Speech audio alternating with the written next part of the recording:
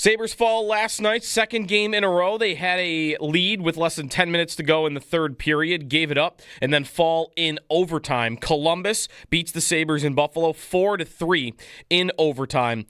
The Sabres with a couple of goals, one from their fourth line yesterday, Josh Doan getting a goal as well, Ryan McLeod, but Miles Wood scores twice for Columbus. The game tire with about 7 minutes to go, and then Miles Wood scored again in overtime. The Blue Jackets win over the Buffalo Sabres.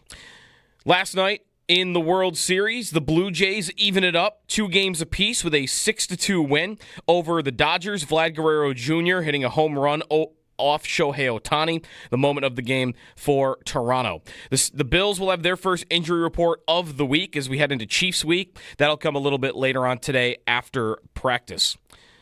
Yesterday in the NFL, a new starting quarterback named Tyler Shuck, rookie in the second round, is going in for Spencer Rattler in New Orleans. And in Minnesota, Kevin O'Connell would not 100% say that it will be J.J. McCarthy. Coming back from a ankle injury would be Max Brosmer, a rookie to start if McCarthy cannot go. That's your Paddock Chevrolet Sports Update. Paddock Chevrolet celebrating 90 years of being your hometown dealership.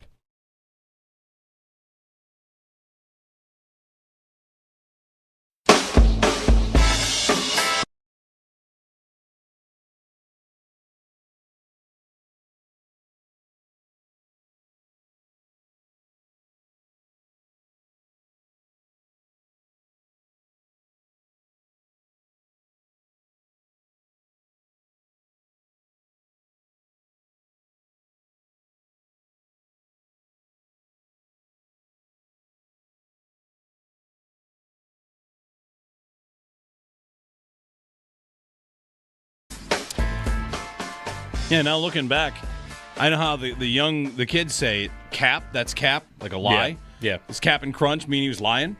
How about that? He's ahead of his time. The box itself is a lie. True. Hey, everybody, good morning. It's cold. I got the forecast for Halloween, and I was not happy to hear how it's going to be on Friday. Yeah, you don't like when it's cold enough to where the kids have to wear a jacket over their costumes. That's never great. Not just cold, really windy. Even worse. Who are you? Well, I was. My costume is actually flying down the street over there. My wings are across the street. My princess crown is gone. Mm-hmm. I saw the NHL tweeted this out. I can't get this out of my head. You need to. It's 6:05 a.m. You can listen to me on what you need to do. If you have Instagram, you need to go to the NHL account and you need to see Nick Foligno's costume. Okay, hold on. You Let me take a need look to here. see this because this can lead to a fun little conversation. What team is Nick Foligno on at this point, by the way? I don't know if he's retired, whatever. You need to see Nick Foligno's costume from Halloween. Okay. It's one of the best costumes I've ever seen. And it goes on the theme of if you've ever dressed as someone that you kind of look like, and because you kind of look like that person, the costume is amazing. Is it on their story or is it I believe it might be on their story. I saw it walking in today, just scrolling through social like you do. Yeah. And I can tell you what he was. And you might for the first time realize that Nick Foligno looks like another famous person, and you never realized it until right now. All right, yeah, you might have to tell me. Okay, Marcus Foligno. Yeah, we know Marcus Foligno. Yep. Nick Foligno went as I see it. Nick Sirianni holding his wife, who is the Lombardi Trophy. And he is the best Nick Sirianni you could ever see. It's unbelievable how good his costume is. He looks exactly like Nick Sirianni. Like his facial structure, the beard, like the celebration, the headset, the Eagles sweatshirt. He looks close. He could show up at Lincoln Financial Field and get in, pretend he's Nick Sirianni, and it was like when there was a fake Klay Thompson that once got in and got into warm-ups for the Warriors. Like this is a good enough. This isn't the fake Andy Reid. No, that shows up behind Andy Reid in games. That's a guy that kind of dresses like Andy Reid. Yeah, does he really look like Andy Reid? Not that much. Nick Foligno could coach for the Eagles on Sunday if he wanted to. Yes, and I did not know that until today. So if you want to spend 5 minutes, is it in the NHL? Is it the story or the reel? I just searched Nick Foligno. Okay, search Nick Foligno on Instagram, and the costume is incredible. So the Lombardi Trophy, the wife dressing as the Lombardi Trophy is a nice touch. It's a nice touch. It helps. It helps drive home exactly what it is. But what a costume! Holy cow! I'm still putting mine together for Friday. We, of course, kids are going to trick or treat. The Sabres had their trick or treat video. Oh yeah, they went as like the Scooby Doo gang. How many people are in the gang? There's only like 5. I think it was 5. Well, okay. not all of them went right, as well, I think Jacob Bryson went as like Taylor Swift. Okay, for instance. So there were some good ones. I have to decide how far in I want to go on my costume because I told you last week I'm not all that prepared, and I need to just kind of add more elements to it, or else I'm gonna it's gonna be half baked. Yeah, I have now a green blazer, which I think could be useful around Masters season too, but I'm prepared to kind of maybe be the Wizard of Oz. Right. I have an emerald green blazer. I got to decide if I'm going to, what else I would do, but who knows? Yeah, because you really you have the pants, you have the pointy shoes, maybe. I mean, I have green pants. I could go with my green jacket, so I have a whole green suit basically. He really doesn't have anything else other than the big. He's got a hat. The idea of like a watch, a pocket watch timepiece. I could shave. Yeah. I could shave. I don't know if I want that level of commitment. I don't know. We'll see. So anyway, shaving for a Halloween costume is a dedication. Commitment. It's dedication. Yeah, I mean, my beard will grow back fast enough, but it is commitment. You got to be ready for like a costume contest. I think. Yep. Have it be worth that, there needs to be a prize on the line if you're going to shave your facial hair because of a costume. I think you got to go with a costume. Do what Nick Foligno did. Find somebody with a beard. Right. Although you're going as somebody that doesn't have a beard. That's right. One costume I could go for. And Joe, did you yesterday dress as Ted Lasso? Yeah, yes. I'm mustacheless, unfortunately. Okay. So because it's not Ted Lasso. I could definitely pull off. I could go as Coach Beard in a heartbeat. Coach Beard. Coach Beard from Ted Lasso. Yeah, you could. That's very easy. Derek Boyko of the Bills pointed out many times, like, you look just like Coach Beard. And I said, you know what? You're right about that. What if you put on a Denver Broncos polo, a Denver Broncos visor, and a clipboard? What if you did that? And a headset? I'm Davis Webb? You're Davis Webb for Halloween. Yeah, Davis Webb. That's a pretty deep pull. See if anybody gets it. And if they do, they would love it. See, those are not bad costumes, too. If you have a costume where, 95% are not going to know what it is, but the 5% that do are going to love it, that's a good costume. Yeah, not bad. Well, good morning. 803-0550, our phone number, talking Halloween out of the gate. It's going to be cold and windy, and it's going to rain all day tomorrow, so it'll be wet out there, but whatever. We'll make do. We'll do the best we can. Coming up on the show today, we've got Paul at 7 and Sal at 7:30, Joe Marino at 8. That's on the docket today. I also told Joe that one of the things I want to do today is I want to try to let's do some prospecting. And by that I mean the trade deadline is less than a week away. Mm-hmm. Let's get our best guess at what the prices will be if the players are moved. Not what the ask might be, because if the Saints want 2 firsts for Olave, I don't think he'll be moved. No. If he's moved, what is the right price? We will be the moderator, the arbitrator. Yeah. The arbiter. All right. We're sitting here like, all right, these two sides, what's the right price to move this player? Here's the answer to that question. So we'll do that a little bit with the receivers and maybe some of the defensive tackles and safeties as well. We'll do that today. We've got to run our former Bill, future Bill waivers because there are going to be some spots available. 2 guys elevated off the practice squad, Jordan Phillips and Jordan Poyer. And Gabe Davis is likely to get one of those spots. So former Bill, future Bill waivers in need of some touching up. We'll do that. And, of course, we'll talk about last night's Sabres game, a game that they lost to the Blue Jackets 4-3, which is in overtime, which is unfortunate. Mm-hmm. Annoying. They've given away 2 points in 2 games. Yeah, that's probably right. And they've also given 2 teams that they are probably going to be competing with the playoff spots 4 points. Yeah. Toronto and Columbus should have had 0 points the last 2 games. Instead, they got a couple. Instead, they got 4. They both gained ground on you when you should have got 2+ on both of them. Yeah. It's so early in the season that when I go to lindys5.com and click on the wins and losses, the swings are huge. Like right now, they're on an 82-point pace because they're exactly 10 points in 10 games. 10 points in 10 games, which is 2 points behind where they want to be. Those 2 points could have been the last 2 games. Mm-hmm. All right, so beat Boston, now you're on a 89-point pace. Beat Washington, you're back on track 96. So it's early in the season, these wins do not actually swing you 9 points, but on pace they do. The thing I thought about last night's Sabres game, And you tell me if this is a very, very low bar and how accurate this is. When it was 1-0 Columbus and the Sabres were being outshot. It was 11-1 at one point. Okay, I thought it was 14-2. Or even 14-2. Do you remember last year when there was a game against the Kings and it might have been the least bit meaningful? I said I can't wait for them to get outshot 14-2 in the first period, and then they got outshot maybe 13-2. Yeah. It starts with a bad thing and it ends up with a good thing. Do the Sabres can AI check this out? Can the Elias Sports Bureau or Sumer Sports Stats or whoever find out if the Sabres are the leader in the history of the NHL with a game their fans decide to mildly care about and then get outshot 14-2 in the first period? Because it does seem routine. It happens a lot. It's like the fourth time this season where you've looked up and they've got like one shot and the opponent's in double digits. Yeah, it happens a lot to this team. Yeah. And I almost texted the group, you guys in the group chat here. I almost texted the group and said, I don't know if I don't think they're going to score today. I think they're going to lose 3-0 because that's what they do. We get a moment where there's a game that's important, and then they just lay an egg in the first period, and the other team goes into a defensive shell, a team that can actually do that well, whose goalie is good enough, and we're like, I guess that wasn't their night again. And that didn't happen. That didn't happen. And why didn't that happen? Because Josh Doan and Josh Dunn.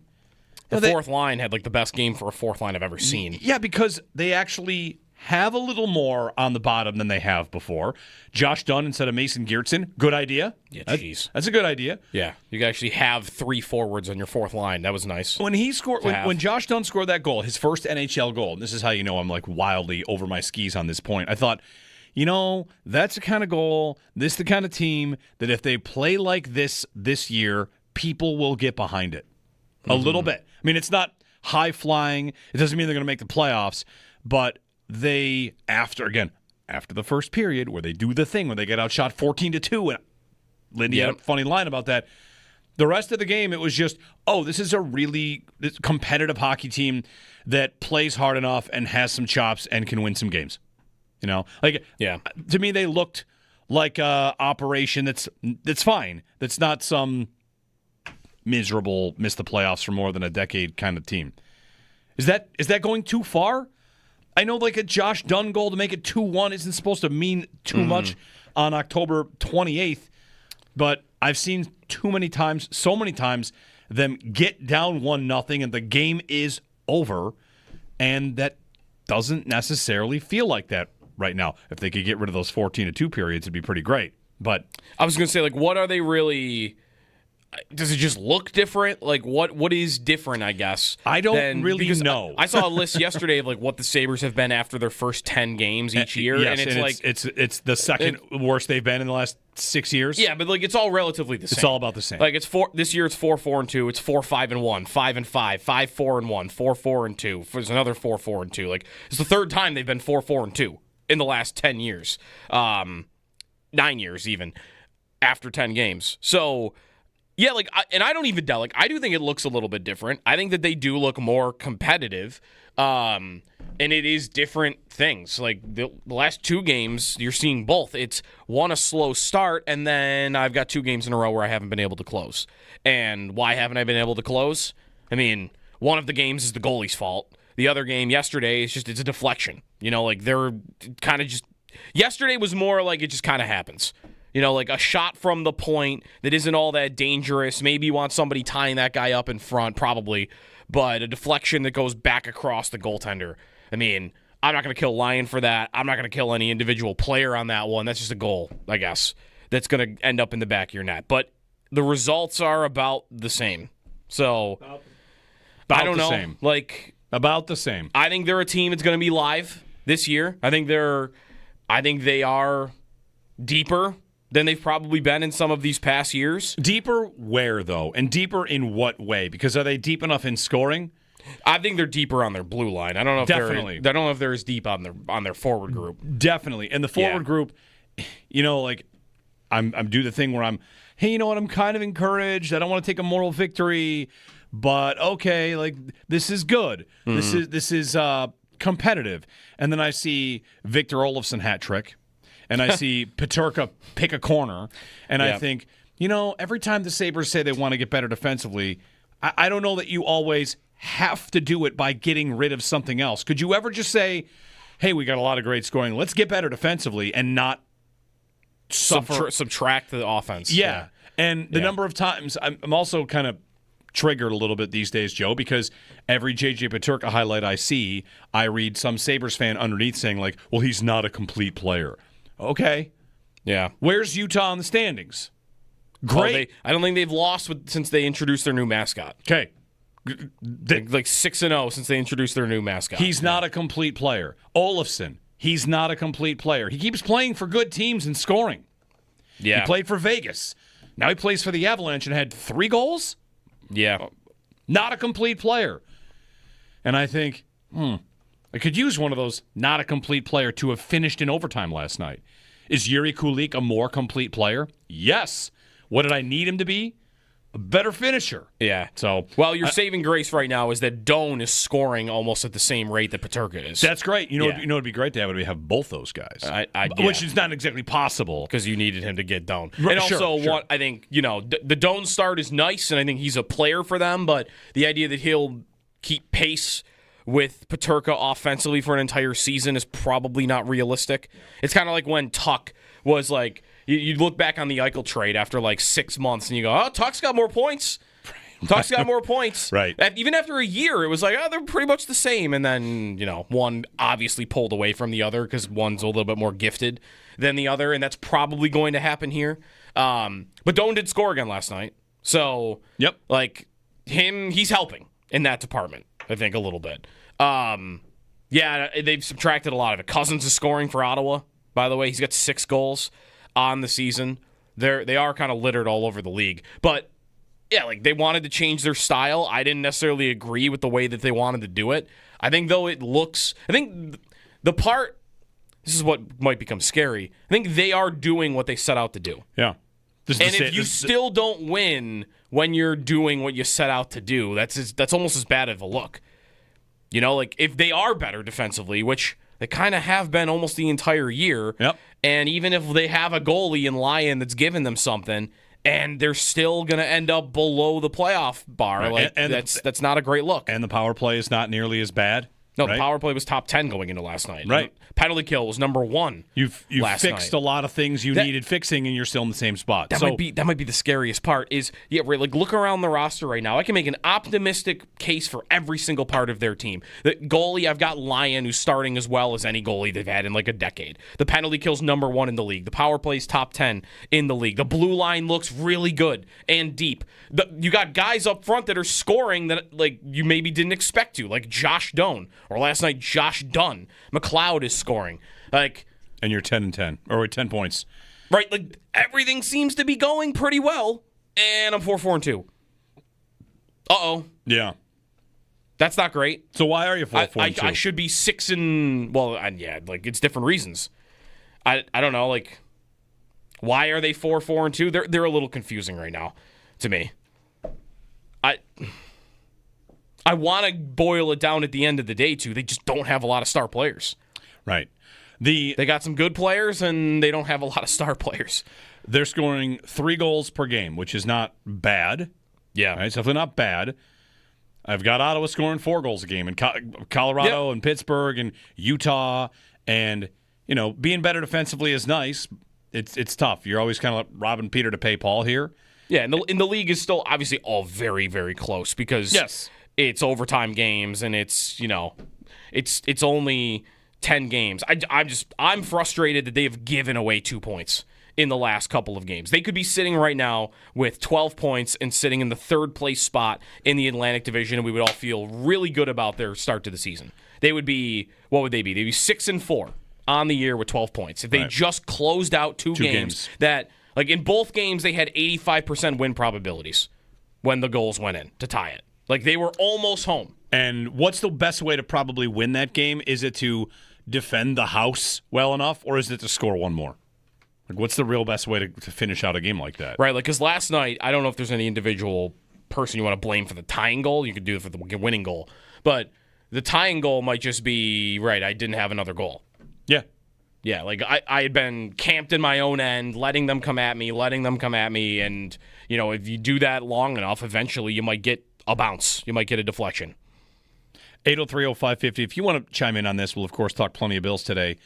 It's Wednesday. Happy Hump Day Wednesday here on WGR. There was a lot of fighting about Owen Power on Twitter last night, by the way. Okay, I mean, I'll give you a brief Owen Power take. Yeah.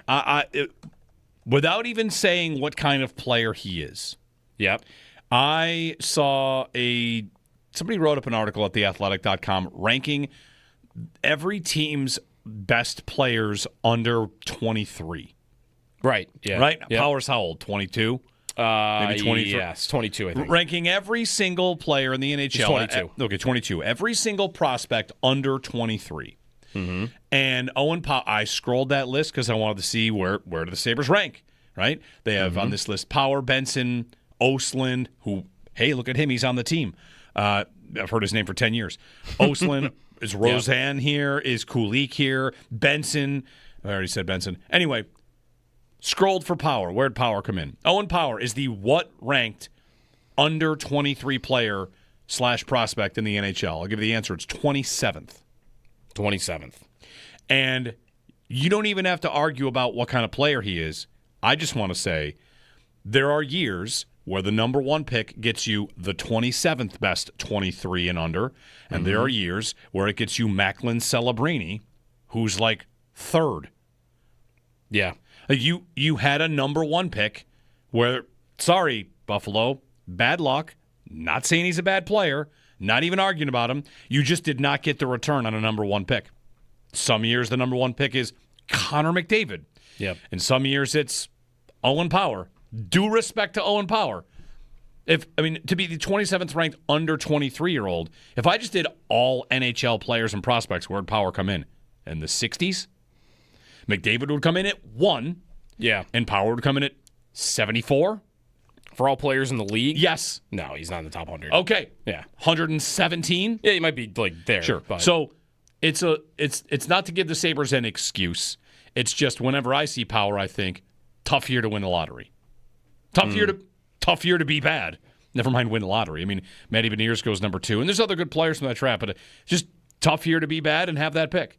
There are years where the number 2 pick, we went through this, is pretty darn good. Yeah. The Sabres had 2 of those, and of course squander that. So the fights about Power, I always get to that same. I'm just always at. I did not get the return I needed on a number 1 overall pick, and that's not to say I don't think he's good or valuable. Right. The Sabres pay him a lot of money, and he plays a lot of minutes, and he's got things he offers them, but I just can't stop thinking about that. Yeah. Dahlin is a number 1 pick. Where is he in the NHL if there's a super draft of players? Top 20? Yep. Okay. 11th? You might be like the third defenseman pick, Right. fourth There you defenseman go. pick. Yeah, I got value there, and Power Edge didn't. Is that unfair? No, that's all fair. And I think he's a good player. I think he's probably better than a lot of people realize. And I also think he's playing pretty poorly. But last couple of they're years. mad at Power on the first goal. They're mad at him on the first goal. I think you could be mad at him on the last goal too. Right. Like I think it is criminal what he did on the last goal. And I think he's not alone. I mean, Kulik on the last goal, that's actually who Lindy, I think, brought up in the press conference. Tuck even maybe. Like, you could definitely look at any 3 players on the ice on that last goal, but Power just falls asleep. He's got a player behind him, and then he's not able to make up the ground. And I didn't think he looked right all night. I tweeted that out, and, like, the numbers pointed to that last night. He was 29% expected goals for percentage last night, if you care about those numbers. That's pretty rough. Like, the turnover, the last play of the game were another thing. I mean, I really do wonder if he's healthy. Because when I'm watching him, it's not even the lack of physicality. I mean, we're accustomed to that with him. I don't think he's skating right. Something about him right now, like, it just doesn't look like it's all there. And you are still getting some decent numbers in some of these previous games. Last night, that was not one of those nights. It was a tough night for him, I thought. 803-0550. If you're on hold, we got to get a quick break in. Sorry, talking Sabres. Glad to have some Sabres calls. So stick with us. Sean, Long Island on the Bills, too. We will buzz through phone calls right on the other side. 803-0550. Jeremy and Joe on a Wednesday. Paul Hamilton, Sal Capaccio, Joe Marino, Deadline Watch, Rumor Watch, all that good stuff. And, of course, it's Chiefs Week. So we've got lots to get to here on WGR.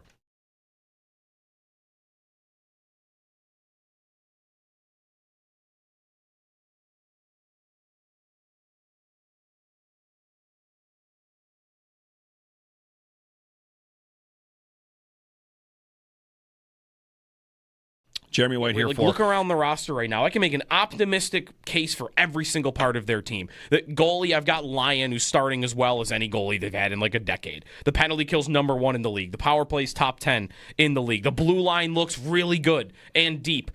You got guys up front that are scoring that like you maybe didn't expect to, like Josh Doan, or last night Josh Dunn. McLeod is scoring. And you're 10-10, or 10 points. Right, like everything seems to be going pretty well. And I'm 4-4-2. Uh-oh. Yeah. That's not great. So why are you 4-4-2? I should be 6 and like it's different reasons. I don't know, like why are they 4-4-2? They're a little confusing right now to me. I want to boil it down at the end of the day too. They just don't have a lot of star players. Right. They got some good players and they don't have a lot of star players. They're scoring 3 goals per game, which is not bad. Yeah. Right? It's definitely not bad. I've got Ottawa scoring 4 goals a game, and Colorado and Pittsburgh and Utah, and being better defensively is nice. It's tough. You're always kind of like robbing Peter to pay Paul here. Yeah, and the league is still obviously all very, very close because it's overtime games and it's it's only 10 games.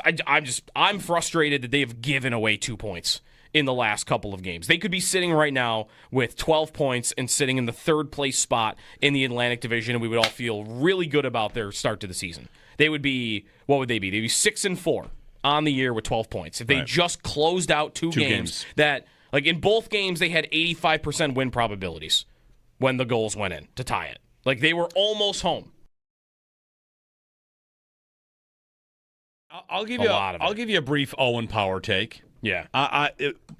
Without even saying what kind of player he is. Yep.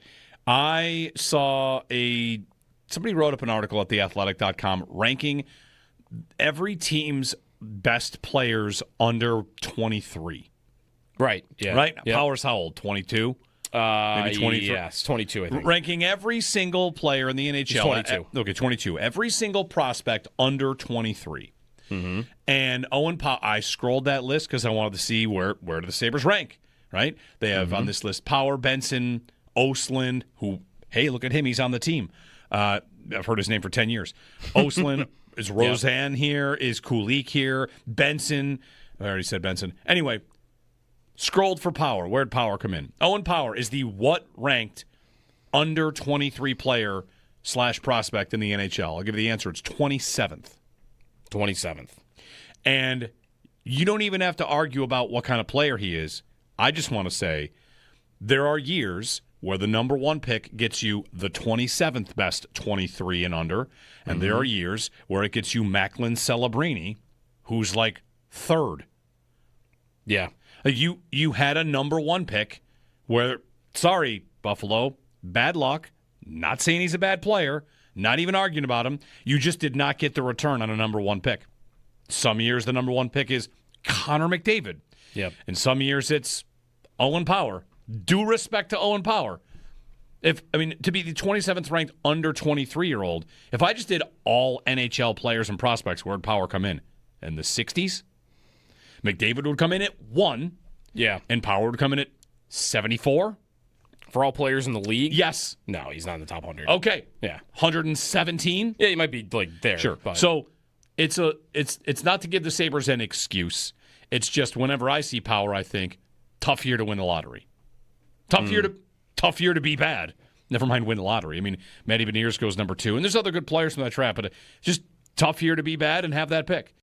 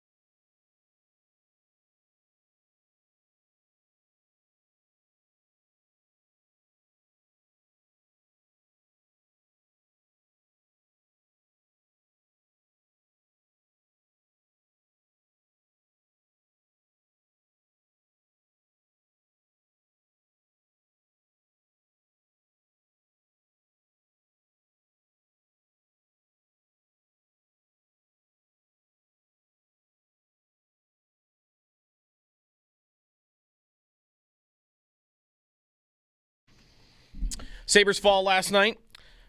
Same result basically as Toronto on Saturday. They led 3-2 late in the third.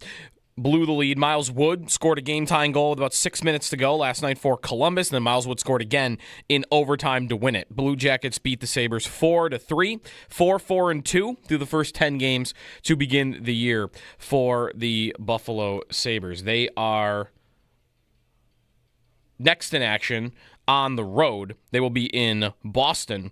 That'll be tomorrow night, 7 o'clock puck drop in Boston, then back home for a couple games against Washington, Utah, and St. Louis. Last night, the Blue Jays win 6-2 in Game 4 over the Dodgers. Series tied 2-2. Game 5 tonight in L.A., and before 6 and 7, if there is a 7, back in Toronto. Tyler Shuck announces the starting quarterback for the New Orleans Saints yesterday. Spencer Rattler gets the bench. Those are your Paddock Chevrolet sports headlines. Paddock Chevrolet celebrating 90 years of being your hometown dealership.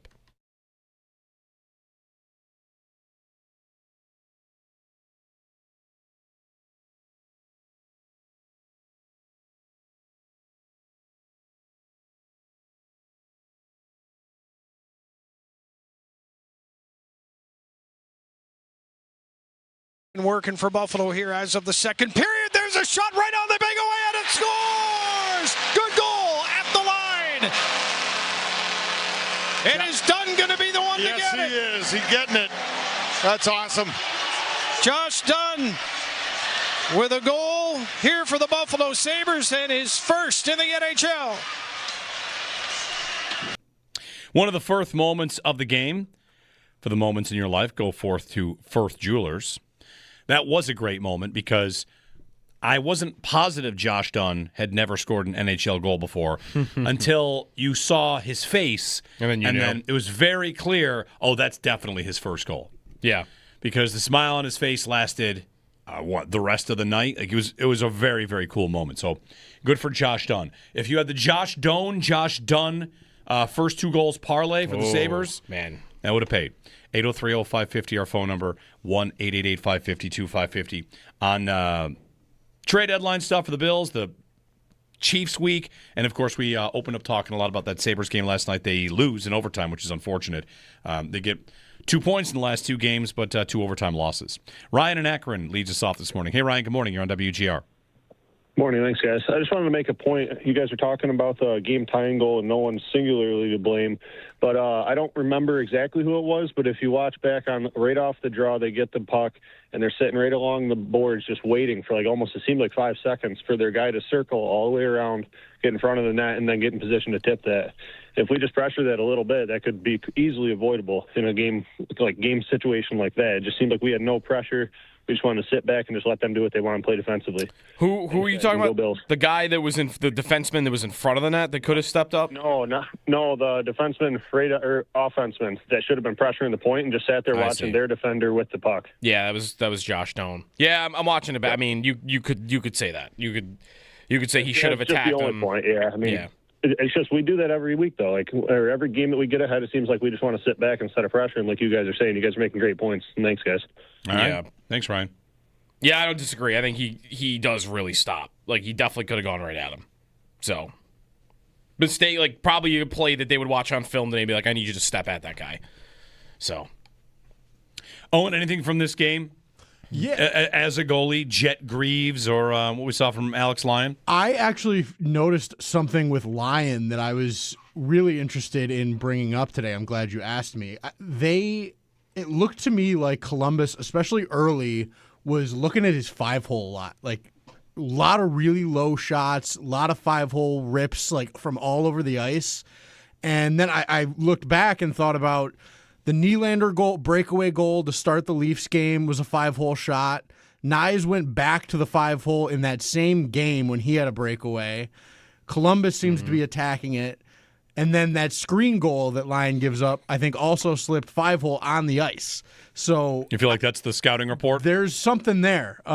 Even, it was funny, Mike Schopp tweeted at me yesterday, Garnett, his daughter, is a goalie, and said, Garnett says Lyon's weak spot's 5-hole. Can you confirm or deny? And I had literally 30 seconds before that tweeted out, just something I'm noticing, Lyon's 5-hole is getting targeted here. Mm-hmm. And that makes sense to me with the way he plays. He's so compact, but when he needs to move and sort of adjust his angles, he's not a huge guy. So there's a gap that opens up there. And because he's smaller, he's got to make those adjustments more often. It looks like teams are really looking to try and beat him through the 5-hole. And I would have really liked to see him save that power play shot. You should never be getting beat through you on a screen. If you can't see the puck, you shouldn't open a hole through yourself. Yeah. And especially not on the ice. And I thought that was a bad goal. It was the first goal I saw from him this year where I was like, you really want to save that. This is why you're key to have here as a goalie, because anybody might normally think, I would think like, oh, he got screened. What are you going to do? And you're saying like even in that spot, the technique should be there. 100%. When you're as a goalie, when you're getting screened, right? If you can't see the puck, you never want to sacrifice position for vision. Is a saying that I say. Never move out of the angle or adjust your squareness to see the puck. Because if you think it's been released, if you're on your angle, if you seal up and just drop, right, as long as there's no holes, through your arms is a big one, and then obviously through your 5-hole is the other spot you can be through your body, then you're more than likely going to get hit by that puck, right? And that's sort of the philosophy I think every goalie sort of approaches screenplay with. And you see last night, he kind of opens up and widens out as that point shot comes in, and it just opens up that hole low. And that's just, it should be a save automatically because it should just hit you. It's the kind of spot where you should fill that space because you don't know where it's going. Fill the most common spot guys are shooting. Guys shoot low a lot when they're shooting pucks through screens to look for tips. That should be somewhere you're sealing off every time. Beautiful. Thank you. He did let a puck go through his 5-hole from the other side last night. From the boards. Did you notice that one? He lets the puck come between his own legs so that he could cover it. Covered it. Yeah, that I got jumpy when that happened. I got scared for a second.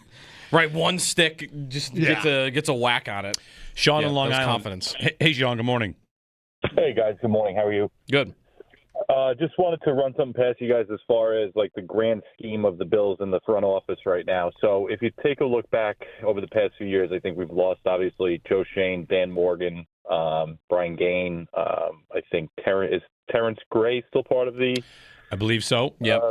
Okay, so that's one that we still have on our docket. But I wonder if over the past few years, the loss of those guys has resulted in our kind of crappy drafts. You know, you got Bean, who seems to be the contract master, if you will, and that's what his strength kind of seems to be, although, you know, some of our core guys that we just extended haven't really been living up to it to this point.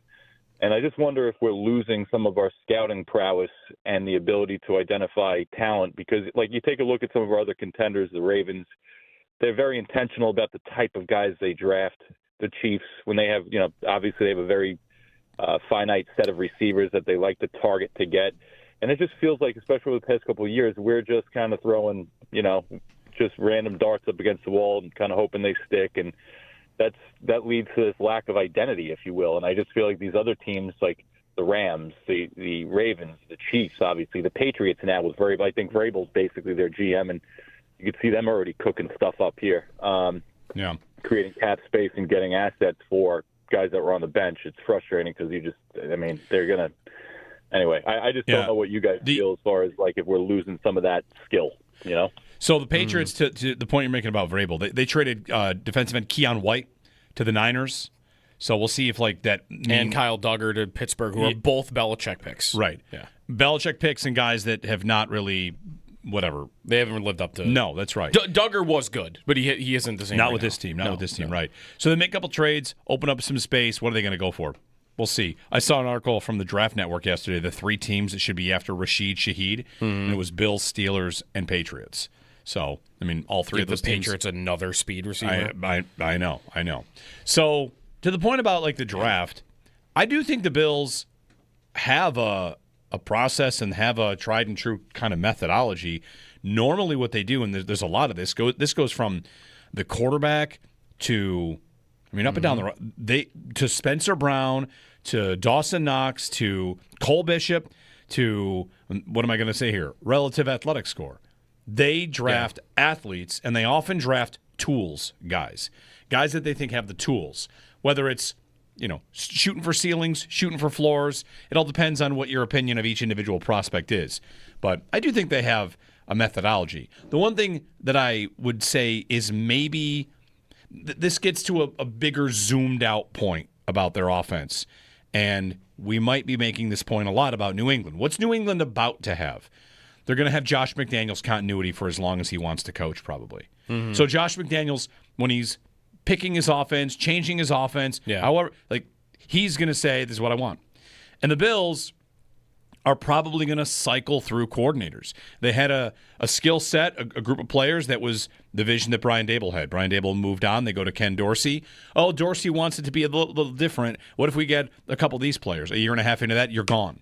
Mm-hmm. Now it's Joe Brady offense. All right, now I'm piecing together what I want. I want to build an offensive line that runs the ball really well, extra offensive linemen. Now I have time far enough in this Joe Brady experiment. I'm going to draft Jackson Hawes. 6th offensive lineman is gone. Now that's a tight end who can block and give us more versatility.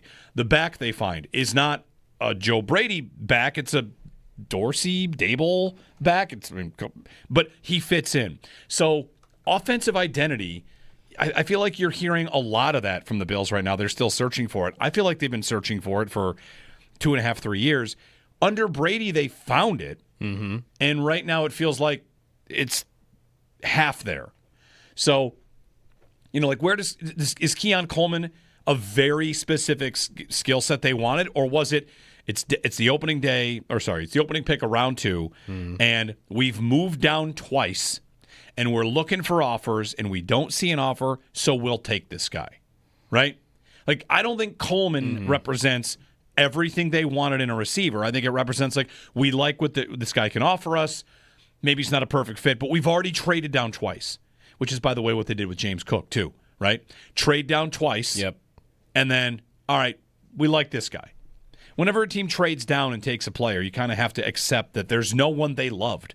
A team would love to tell you, we loved 5 guys. I think that's hard to believe.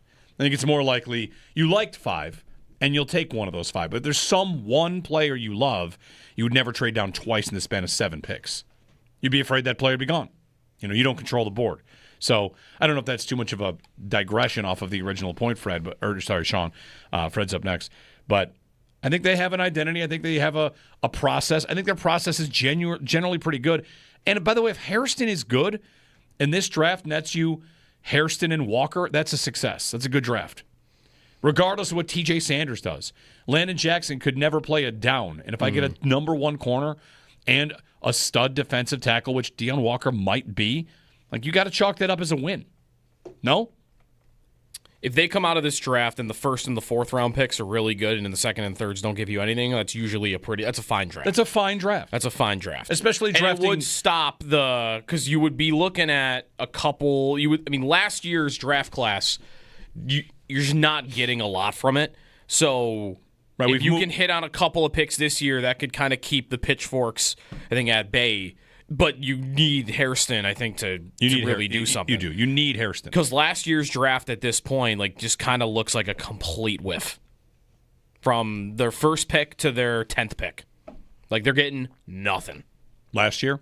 Right. Coleman, nothing. Bishop right now is the best. And how is that going? Well, it's going better. Fine. It's going better. Yeah, maybe is a better way. Dwayne Carter, Ray Davis, Van Pran Granger, Eddie Uofosio, Javon Solomon, Tylon Grable, Daquan Hardy, Travis Clayton. Almost nothing. Almost nothing, right. So if you can get Hairston this year, you can get Walker this year, maybe you get Jordan Hancock and Dorian Strong this year. You might have a good draft. I already feel more confident about 4 guys from this year's class than I do about any single player from last year's draft class. Right. We haven't spent too much time on Ray Davis, a 4th-round running back, was last year looking like, a nice complimentary back, and right now he's just lost. He's averaging 4.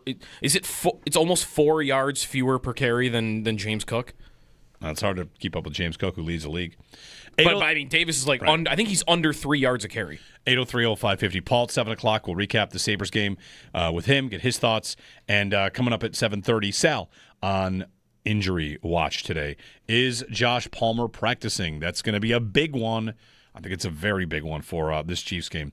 803-0550, 1-888-550-2550.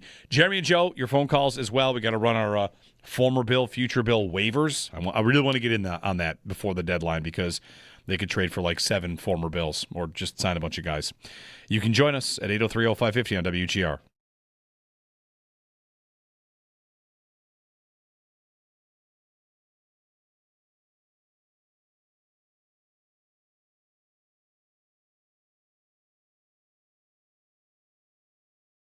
Owen, anything from this game?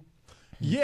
As a goalie, Jeremy Jet White here. Greaves Z-Bar. or what we saw from Alex Lyon? I actually noticed something with Lyon that I was really interested in bringing up today. I'm glad you asked me. It looked to me like Columbus, especially early, was looking at his 5-hole a lot. Like, a lot of really low shots, a lot of 5-hole rips, like, from all over the ice. And then I looked back and thought about the Nylander goal, breakaway goal to start the Leafs game was a 5-hole shot. Nyes went back to the 5-hole in that same game when he had a breakaway. Columbus seems to be attacking it. And then that screen goal that Lyon gives up, I think also slipped 5-hole on the ice. So You feel like that's the scouting report? there's something there.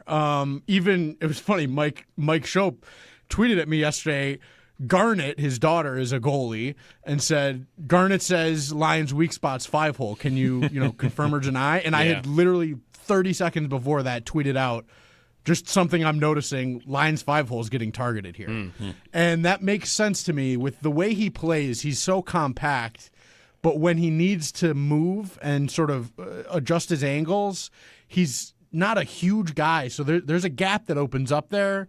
And because he's smaller, he's got to make those adjustments more often. It looks like teams are really looking to try and beat him through the 5-hole. And I would have really liked to see him save that power play shot.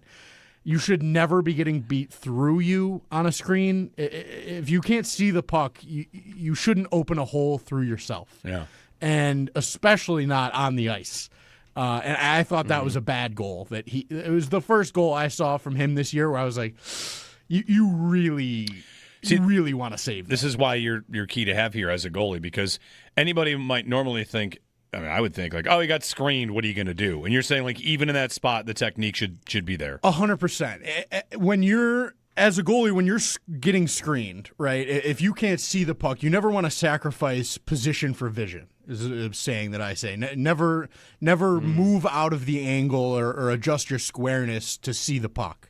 Because if you think it's been released, if you're on your angle, if you seal up and just drop, right, as long as there's no holes, through your arms is a big one, and then obviously through your 5-hole is the other spot you can be through your body, then you're more than likely going to get hit by that puck, right? And that's sort of the philosophy I think every goalie sort of approaches screenplay with.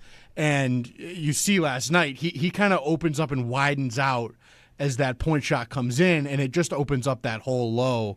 And that's just, it should be a save automatically because it should just hit you. It's the kind of spot where you should fill that space.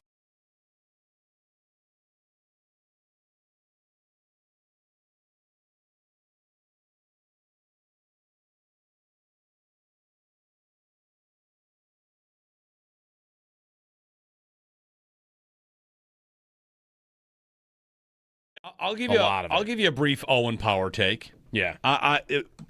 Without even saying what kind of player he is. Yep.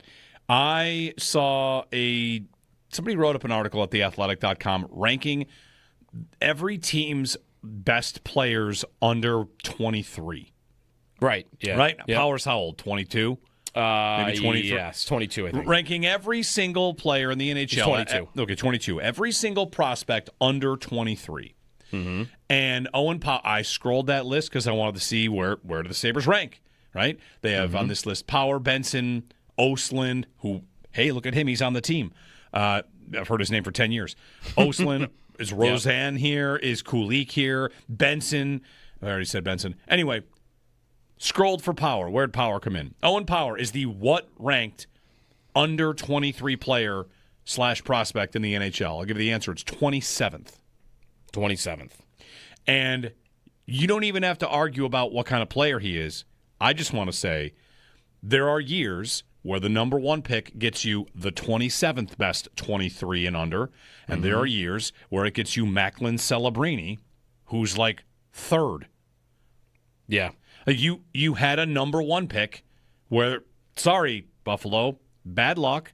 Not saying he's a bad player. Not even arguing about him. You just did not get the return on a number one pick. Some years the number one pick is Connor McDavid. Yep. And some years it's Owen Power. Due respect to Owen Power. To be the 27th ranked under 23-year-old, if I just did all NHL players and prospects, where'd Power come in? In the 60s? McDavid would come in at 1. Yeah. And Power would come in at 74. For all players in the league? Yes. No, he's not in the top 100. Okay. Yeah. 117? Yeah, he might be like there. Sure. But. So it's not to give the Sabres an excuse. It's just whenever I see Power, I think, tough year to win the lottery. Tough year to be bad. Never mind win the lottery. I mean, Matty Beniers goes number 2, and there's other good players from that draft, but just tough year to be bad and have that pick.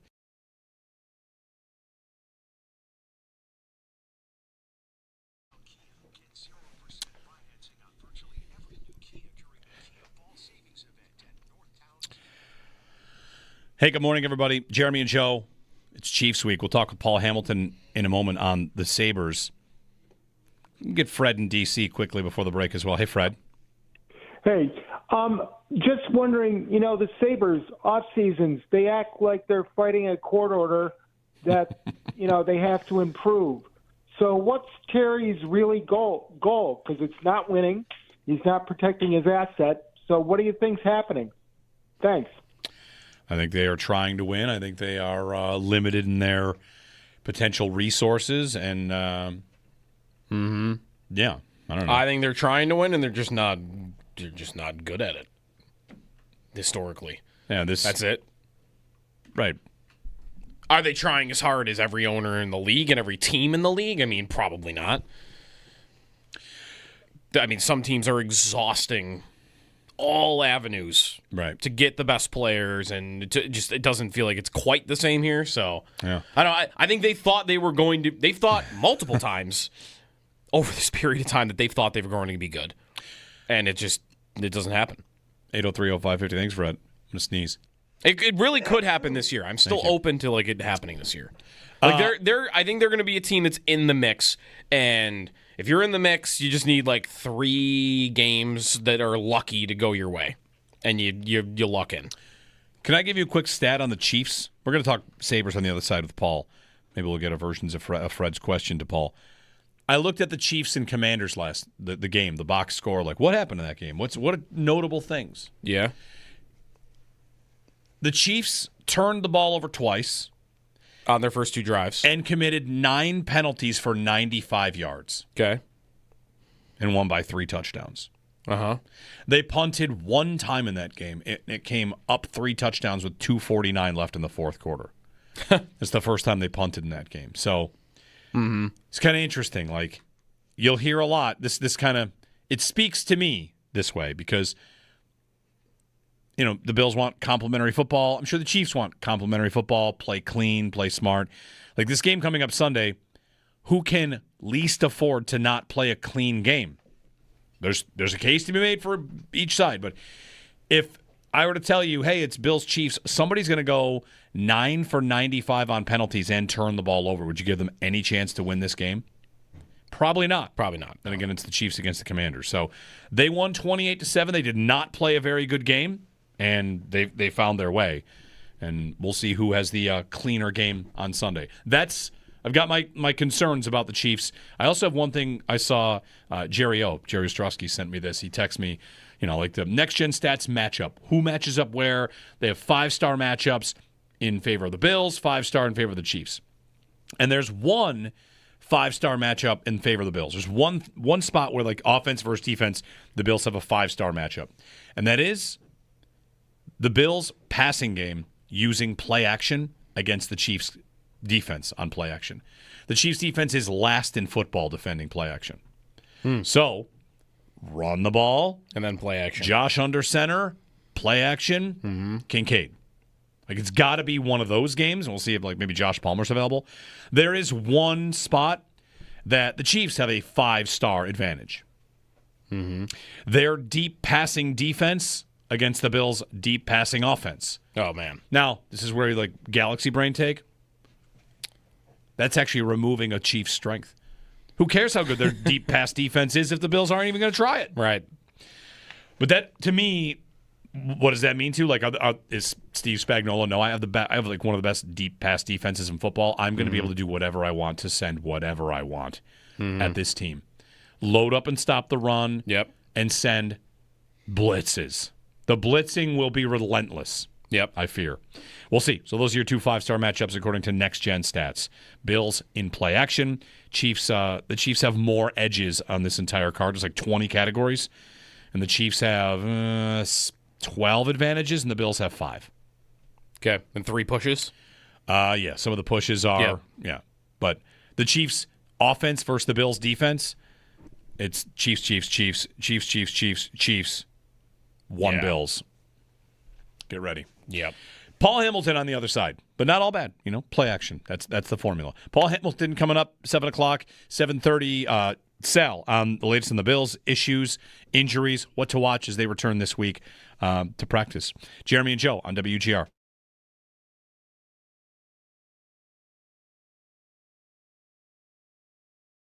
Like, look around the roster right now. I can make an optimistic case for every single part of their team. The goalie, I've got Lyon, who's starting as well as any goalie they've had in like a decade. The penalty kill's number 1 in the league. The power play's top 10 in the league. The blue line looks really good and deep.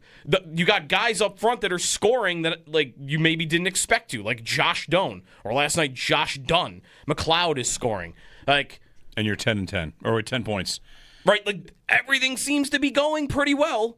And I'm 4-4-2. Uh-oh. Yeah. That's not great. So why are you 4-4-2? I should be 6 and like it's different reasons.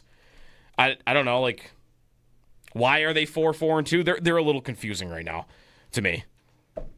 I want to boil it down at the end of the day too. They just don't have a lot of star players. Right. They got some good players and they don't have a lot of star players. They're scoring 3 goals per game, which is not bad. Yeah. Right? It's definitely not bad. I've got Ottawa scoring 4 goals a game, and Colorado and Pittsburgh and Utah, and being better defensively is nice. It's tough. You're always kind of like robbing Peter to pay Paul here. Yeah, and the league is still obviously all very, very close because it's overtime games and it's it's only 10 games. I'm frustrated that they've given away 2 points in the last couple of games. They could be sitting right now with 12 points and sitting in the 3rd place spot in the Atlantic Division, and we would all feel really good about their start to the season. They would be, what would they be? They'd be 6-4 on the year with 12 points. If they just closed out two games that, like in both games, they had 85% win probabilities when the goals went in to tie it. Like they were almost home.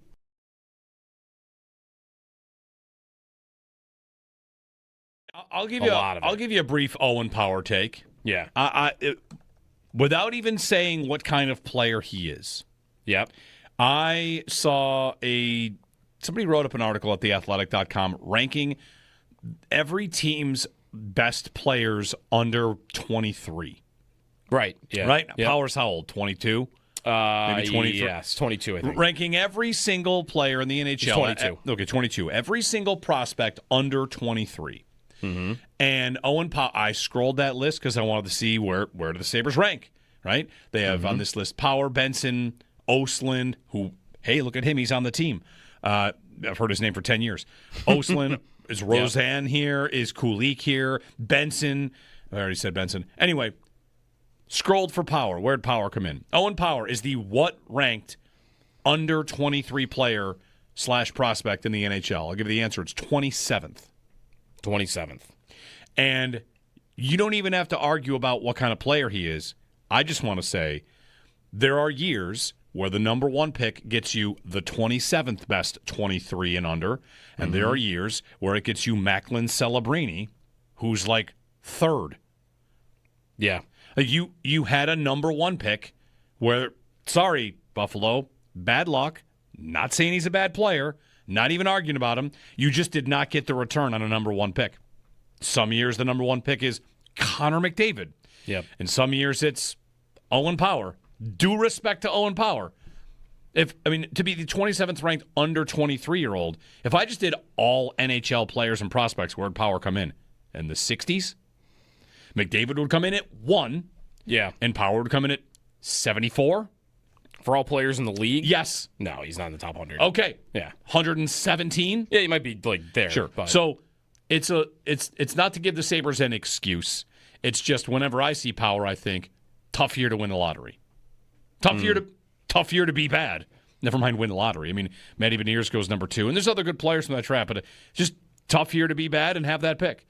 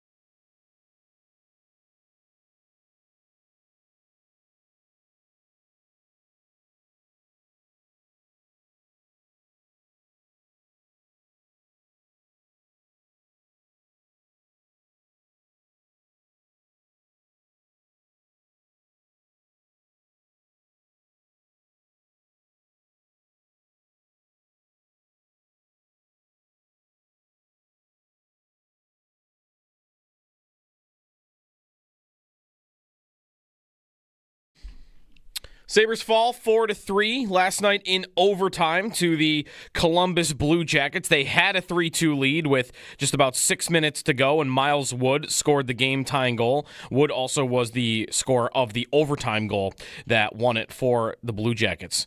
4-4-2 for the Sabres through the first 10 games of the season. Next up is Boston. Tomorrow night on the road, the Sabres will be in Boston. And we'll have pregame starting at 6 o'clock right here on WGR.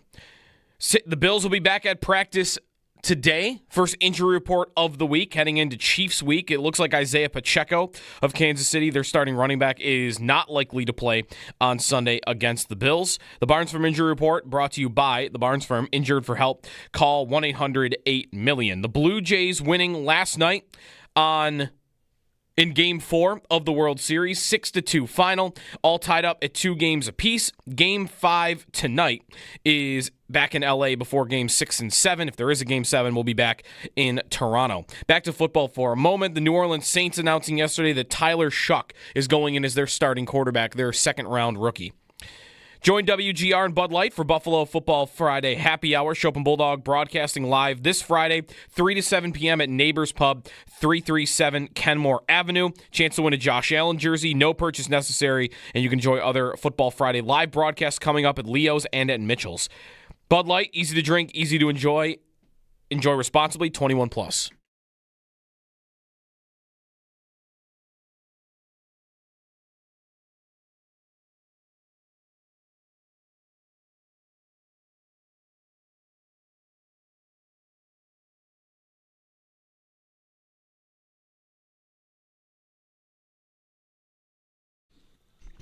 Mr. Paul Hamilton joins us. Good Wednesday morning. It is cold. 34 degrees outside. Freeze warning. It's going to warm up today, though, into the 50s. All right, but it's cold overnight. Hey, Paul, good morning. How are you today? So am I going to be cold walking around Boston or what? I don't know about Boston. I haven't seen the Boston forecast. Although if it's cold here, I think typically it's not that far off in Boston. So. Right. The forecast for the weekend in Boston, Paul, when are they there? When's their next day in Boston? Today's Wednesday. They're on tomorrow. Tomorrow. Yeah. 58 and rainy. No, it's not great. There you go. So you won't be that cold, you'll be wet. Although, do you ever do the Freedom Trail in Boston? I did that. Yes. I did that in the pouring rain, and it actually you? was actually kind of cool. I mean, we were the only ones doing it. Maybe that's why it was cool. I don't know. So you actually enjoyed running around the pouring rain. Yeah, it was I probably liked in the 80s though too. It probably wasn't like in the 50s. That's a good point. It wasn't. It definitely wasn't 50 and rainy. 50 and rainy, a lot less enjoyable. No. I would think. We did the duck boat tours in Boston this summer. It was great. I like Boston. Are you in Boston long enough, Paul, though, to really like Probably do not. anything in the city? Not really, because I have a later flight, so I could go Right. to practice today. So I don't even get out of Buffalo till 5:30. Gotcha. And then we have the game, and then I'm back here Halloween morning. All right. Paul Hamilton's appearance brought to you by Relax Honda. Relax, we got this. Talking Sabres last night. They lost to the Columbus Blue Jackets, a 4-3 overtime loss. Paul, kind of open it up to whatever you want to say here. Joe and I, our first segment was a lot of things are better in some ways, and there's lots to maybe like about this team, yet for like the fifth straight year through 10 games, they're pretty much in the same spot that they always are in. And that is with improvements to the power play, the goaltending, penalty kill. the penalty kill, the overall defensive play from the blue line. They are kind of getting things they sought to get, and they're in the same spot. So have it that. Not necessarily. They are 4-1-2 in their last 7 games. They have points in every game except one. I think what the concerning part is in the last 2 games. Well, first of all, I was kind of in the beginning of the year. It's like they got to start getting games to overtime. They didn't play. They didn't play well in the first 3 games, but yet all 3 games were 1-goal games in the third. And you didn't get any points out of it. You really wasted 3 very good goaltended games where your goaltender had, I think, had a save percentage of around 920, and you got nothing, and not a point. So, I was saying they got to find ways to get games to at least get a point out of a game. And then they play Montreal pretty even. Montreal had the better of the play for a bit. Buffalo had the better of play for a bit. The shots were within 1. Both teams were in the 30s, and they didn't get a point out of that game. Now all of a sudden they're getting points out of games. The last 2 games, they've gotten it to overtime. They get the loser point, but they should have won both games. That's the point of that one. I mean, all right, now you've gotten your loser point, which is good. But I mean, if I would have said you're going to go play home and home against Toronto and take 3 out of 4 points before it starts, everybody's in for that until you play it. And then you're a couple of minutes from winning both games, and you're playing well. And as Lindy Ruff said, you gave up 1 scoring chance in the third period, and it goes in the net because your goaltender missed it. And then you lose in overtime. And these are 2 conference opponents that you should have walked away with 2 points, and they should have walked away with none. And you walked away with 1, and they walked away with 2 because of, sloppy play from whoever. And that's, I think, a little bit concerning that these were 2 games where they weren't sitting back. They were playing a good third period. Probably Toronto a little bit better than the one yesterday, but still they were playing a good third period. And then it's all of a sudden in your net. And then you have in both overtimes, grade A golden opportunity to win the hockey game by players that you would want in the situations they were in. And you can't get that overtime goal, and next thing you know, it's in your net. And that's, I think, a little bit concerning, despite, now they're getting the points, and they've gotten points in all but 1 game in their last 7, but that's 2 games in a row now where I think they should have walked away with wins, and they didn't. Right. It would feel a lot different had they come from behind to tie those hockey games and lose it in overtime. It would feel like, well, you got 2 points that maybe you shouldn't have otherwise. Whereas now, like it feels like they should be sitting with 12 points and sitting in a playoff spot at this moment in time, and left 2 on the board. It's So not I as guess bad it's as if you're how it playing a happened. Western Conference team, but you're playing. I mean, Teams you'll be fighting Columbus with, can yeah. matter in this race. Toronto can matter in this. Columbus probably more than Toronto. Toronto likely will probably start getting away from the Sabres as the season goes on. But Columbus could be right there with you, and you might regret this point when you gave them 2 points and should have given them none, and you should have had 2 and you only got 1. Paul, what did you see on the overtime? You mentioned Kulik's got a breakaway in overtime. It doesn't go in. The goal that ends up going in for Miles Wood, was there blame really to go around on every front? Does somebody's mistake stand out more than others? Tuck was fine on that goal. He got kind of hung out by Kulik because the Sabres still are just horrendous. If there's one part of their game they really have to shore up, it's the middle of the ice, defending the middle of the ice. It has not been good. Most of the goals, if you look back at their goals against, is because they're soft in the middle of the ice. And Kulik he blew the zone. He was supposed to have the middle there, and he didn't have it. So now you've got Tuck in no man's land because he's expecting Kulik to be there. It's one-on-one coverage. Power, he had a horrible game. He'd been playing pretty well actually until this game, but this was not his night at all. I mean, just coming down, I believe Miles Wood might have started the rush, and he's one-on-one against Power, who should have the thing. He has him right in front of him. He should have it under control. Wood kind of gets around him there. They go over to the wall. Nothing. I mean, Power doesn't erase him there at the wall and ride him out of the play. Allows him to come out, very, very soft coming out, and just allows him to go right to the net to tip the puck in. And he's right with him basically, but he's not covering him. That's if we went over every goal they scored against this year, I'm going to say a lot. They're right with him, but they're not covering him, and it was the same thing there. So Lindy was more upset with what Kulik did, that he left the middle of the ice and kind of took off the other way. His point was, if Kulik doesn't leave the middle of the ice, we're not even talking about Wood because the play doesn't even get to the middle of the ice. He eliminates the play and they're off and going. So that was kind of, he was pretty annoyed with that part of the goal. But Kulik had a wide open breakaway right before that.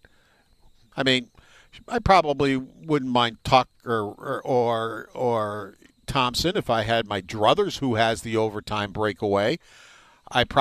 Jack Quinn might be the one, because Jack Quinn has some pretty sick moves when it comes to clean-cut breakaways or when you get into a shootout. But he had the chance in Toronto on a 2-on-1, coming right down with an elite shot coming right down the slot, and he decides to try to pass off to Thompson. Quinn, if he shoots that puck, is going to score quite a bit. But he didn't. He passed it off, and they missed a golden opportunity there. Well, Kulik's got a clean-cut breakaway. There's nobody near him. And, Greaves makes the save, and, they get a big save there. And, but what about 30 seconds later or less, it's in your net. So, and Kulik was a big part of it being in the net. And maybe he was upset with himself and kind of was distracted by missing the breakaway and wasn't paying attention as he should have been to coverage, for the overtime goal. Nice use of "if I had my druthers." My druthers. Yeah, if I had my druthers. He used my druthers and sick move in the same line. That was a great job. That was the first time it's ever happened. Yeah. Yeah. Well, Paul, the other, we can talk about breakdowns. The other thing I talked about with Joe, I actually shared your thought about, hey, you know what? It's 2-2. Get a game to overtime. If you get more games there and get that regulation tie point, all right, you can kind of just stack games and feel like, hey, look at that. We've got points in our last 10. Well, Jeremy, go back to a couple of years ago. The Islanders had what, 15 loser points? And the thing Buffalo had 5. And the thing I like to say about that, I know you call it a loser point. A lot of people call it a loser point. I call it a regulation tie point because it is earned. Paul, that's the thing about the Islanders. Hey, they got 16 of those. I would sit here and say, you might not like the system, but you have to earn a regulation tie. And last night, when you have a one-goal lead late in the third period, you give up that goal, well, okay. you've earned a regulation tie point. So I don't like to kick those points out. I think they are valuable. I feel like a little bit of a hypocrite because I've been banging the drum all year. You got to start picking up these loser points. They matter. Yeah. And they weren't, as I said, they didn't play well in those first 3 games, but there was a loser point to be had in all 3 games. The Boston game, they were really bad in the Boston game, but yet Boston didn't make it a 2-goal game till 3 seconds were left in the game. It was right there when you had the goaltender pulled where you score a goal and you steal a point out of there, but you still get one. And that was concerning where those 3 plus the Montreal game, there are 4 games there where the loser point was right there for them and they didn't get them. Now the last 2 they have gotten them, and I'm still complaining. Well, so I almost feel like a hypocrite. One thing I do want to say, though, about that Islanders team, you're right. Like, they lost 16 in overtime. This is maybe an amazing thing that they did. This is probably rare. They lost 16 in overtime. They won 10 after overtime. So, like, that's not a winning record. I know once they get there, but if the Sabres are going to be a team that gets to a lot of overtimes because of the way they play, like, they got to figure out. Well, they got to be better at 3-on-3. It's no sexy way to say it, but if you went to overtime 82 times, you might set the NHL points record because you'd have at least 82. And if you won like a third of them, 30 of your game, that's a lot of points. So whatever. It's and in this 5-game segment, they did what Lindy Ruff. The goal was attained. The first 5-game segment, they only got 4 out of the 10 points. This 5-game segment they just finished, they got 6 out of the 10, which is the goal. Yep, target met. So, yep. And Lindy Ruff tells them if we're breaking a season in 5-game segments, if you get 6 out of 10 in all the 5-game segments, you're in the playoffs. Yep. Well, they did it this time. They didn't the first time. They're still minus 2 points when it comes to the 2 5-game segments. They got to make up those 2 points at some point. And the next segment is Boston, Washington, Utah, St. Louis, and Carolina. And Paul, one thing. There's some better teams in there, right? Utah and Carolina are very, very good right now. The thing that they'll have to get better at, if they could pick one thing, is instead of playing 40-minute games, playing 60-minute games, because their first periods, multiple times, the first period has just been non-existent for them. And what was better last year? The first periods. The year before, it was like they couldn't start a game to save their lives. Last year, the first periods were good, and then the second periods were pretty bad. So the coaching staff spent a lot of time this summer figuring out how can we be better in these second periods? What do we have to do? Because remember last year, all of a sudden it's like bang, bang, bang, and 3 goals were in the net in the second period.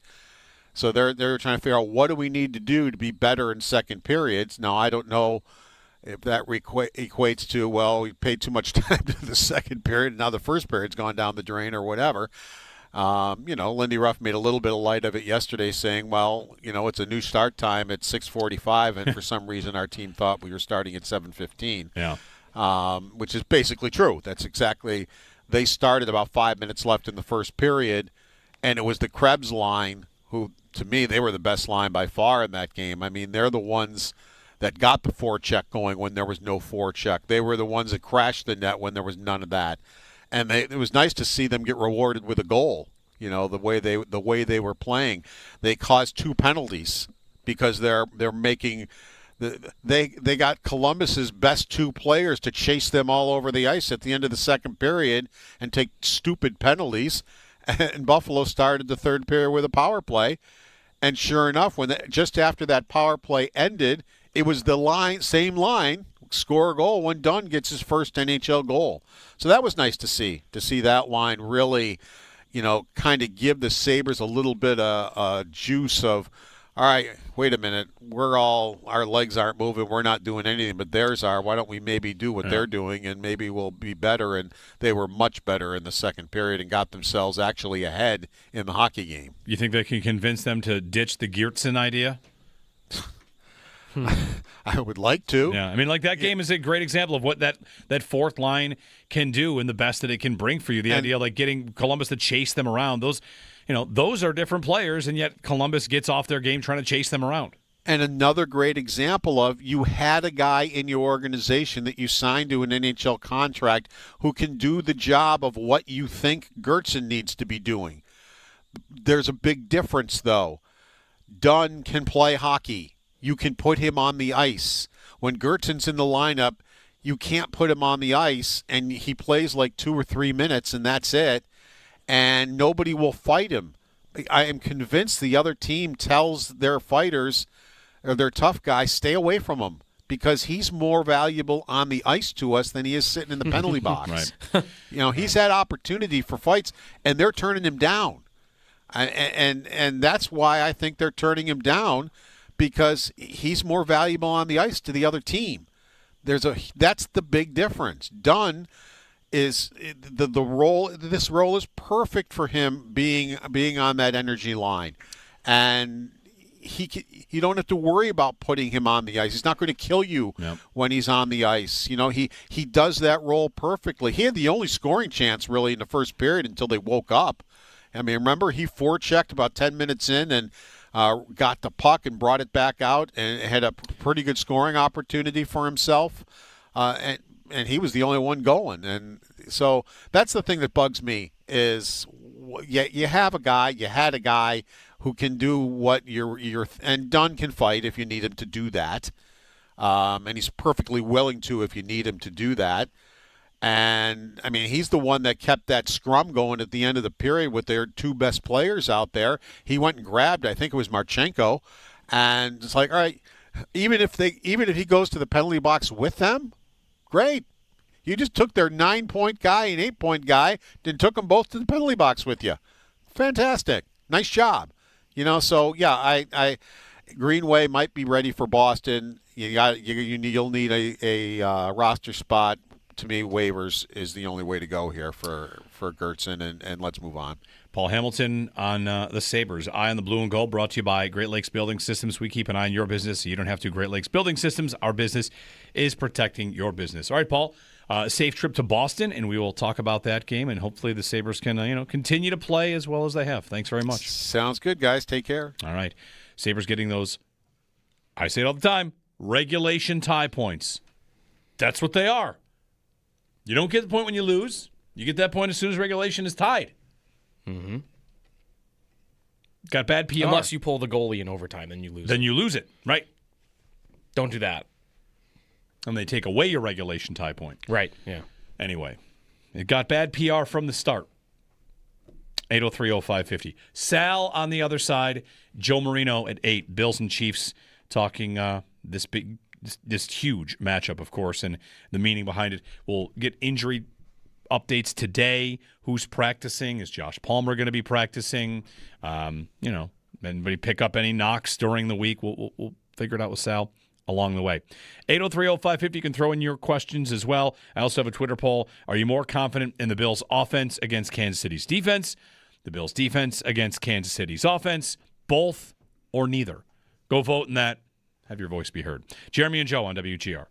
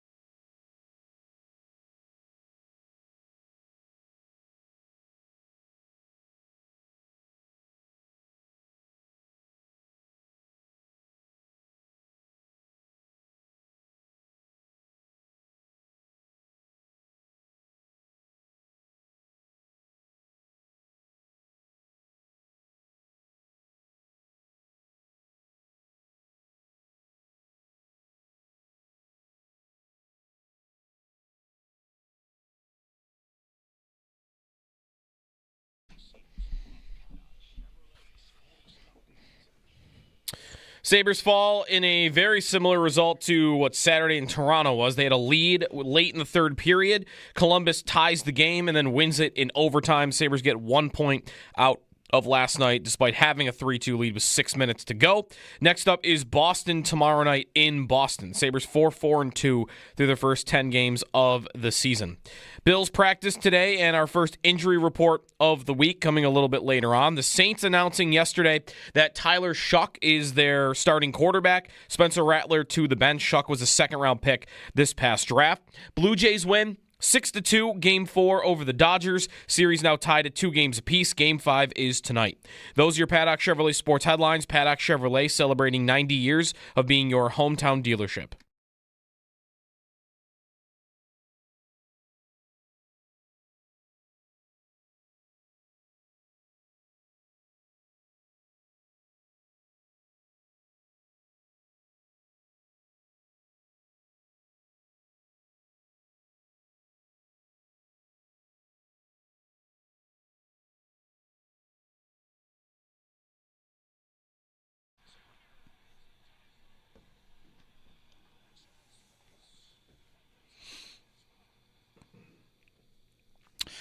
Vladdy with another homer. The Blue Jays kind of crack it open in the 7th. It was 2-1 for a while. They had 4.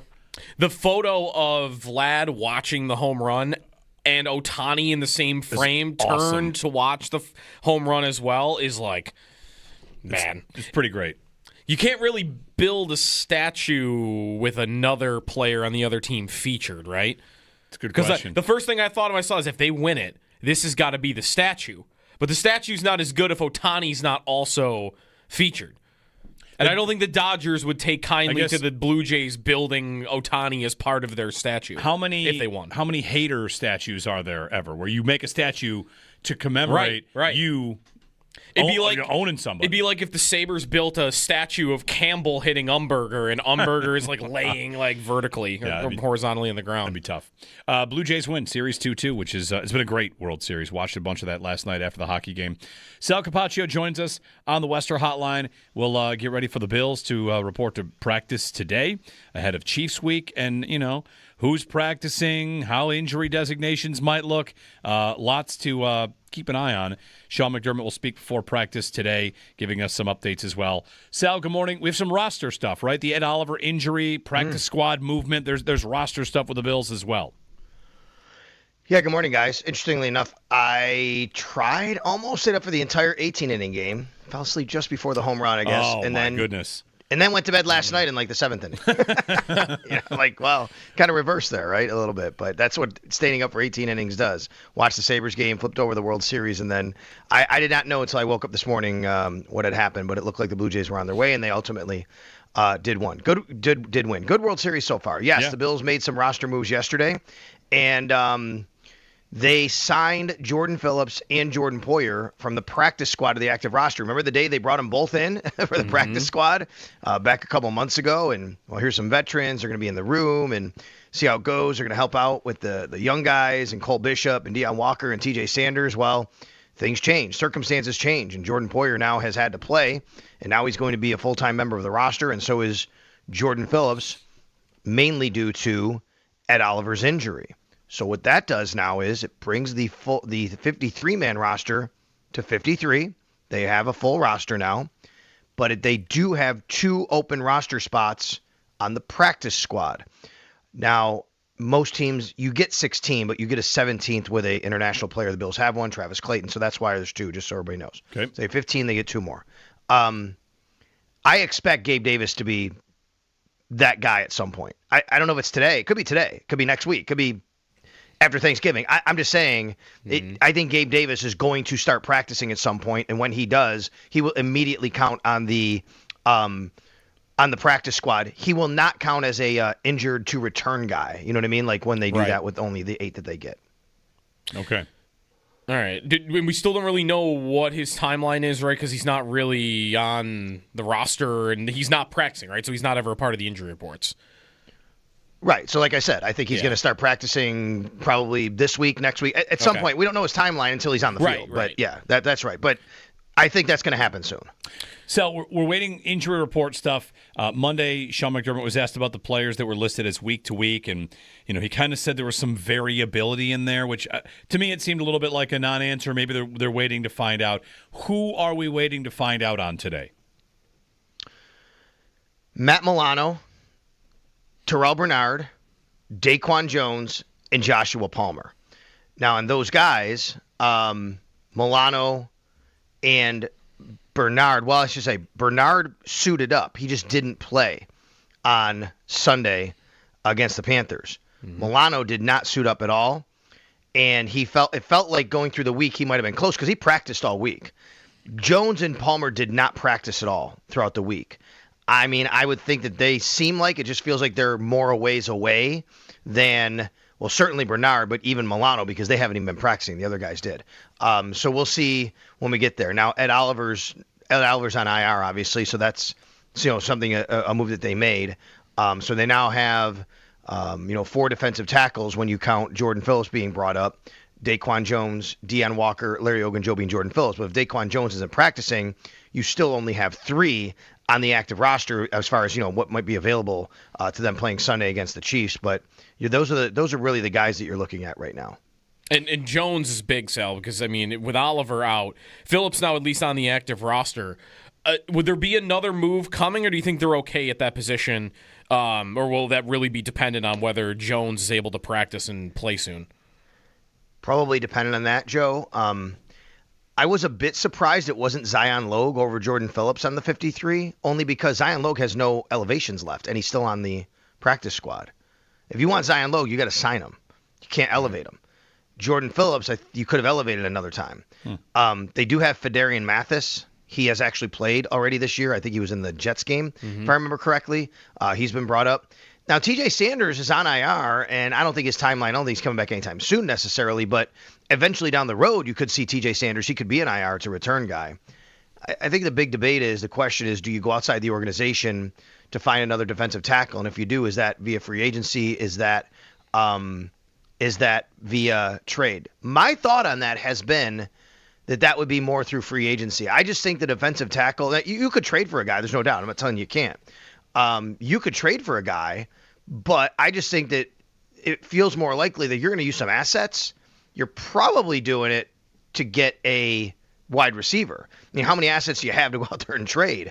And a defensive tackle, a rotational piece. You bring in a guy in here, he's probably a rotational piece. You're not getting, a high-end guy that's going to be playing, 60% of your snaps. So to me, you can get a veteran guy. Now, they did work out yesterday Raekwon Davis.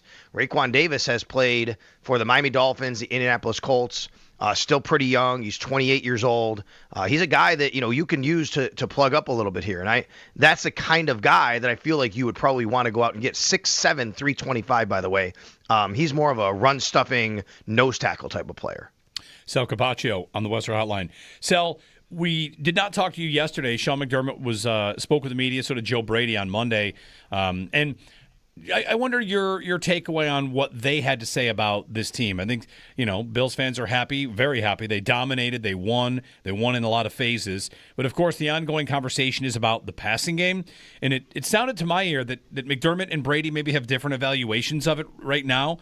Joe Brady seemed to think, like, when we need to do it, we can do it. We didn't need it. And McDermott seemed to express maybe some concern that, in fact, the passing game does look the way that it looks right now. He's at least leaning into the idea that he wants them to be two-dimensional, and right now they might not be two-dimensional to his liking.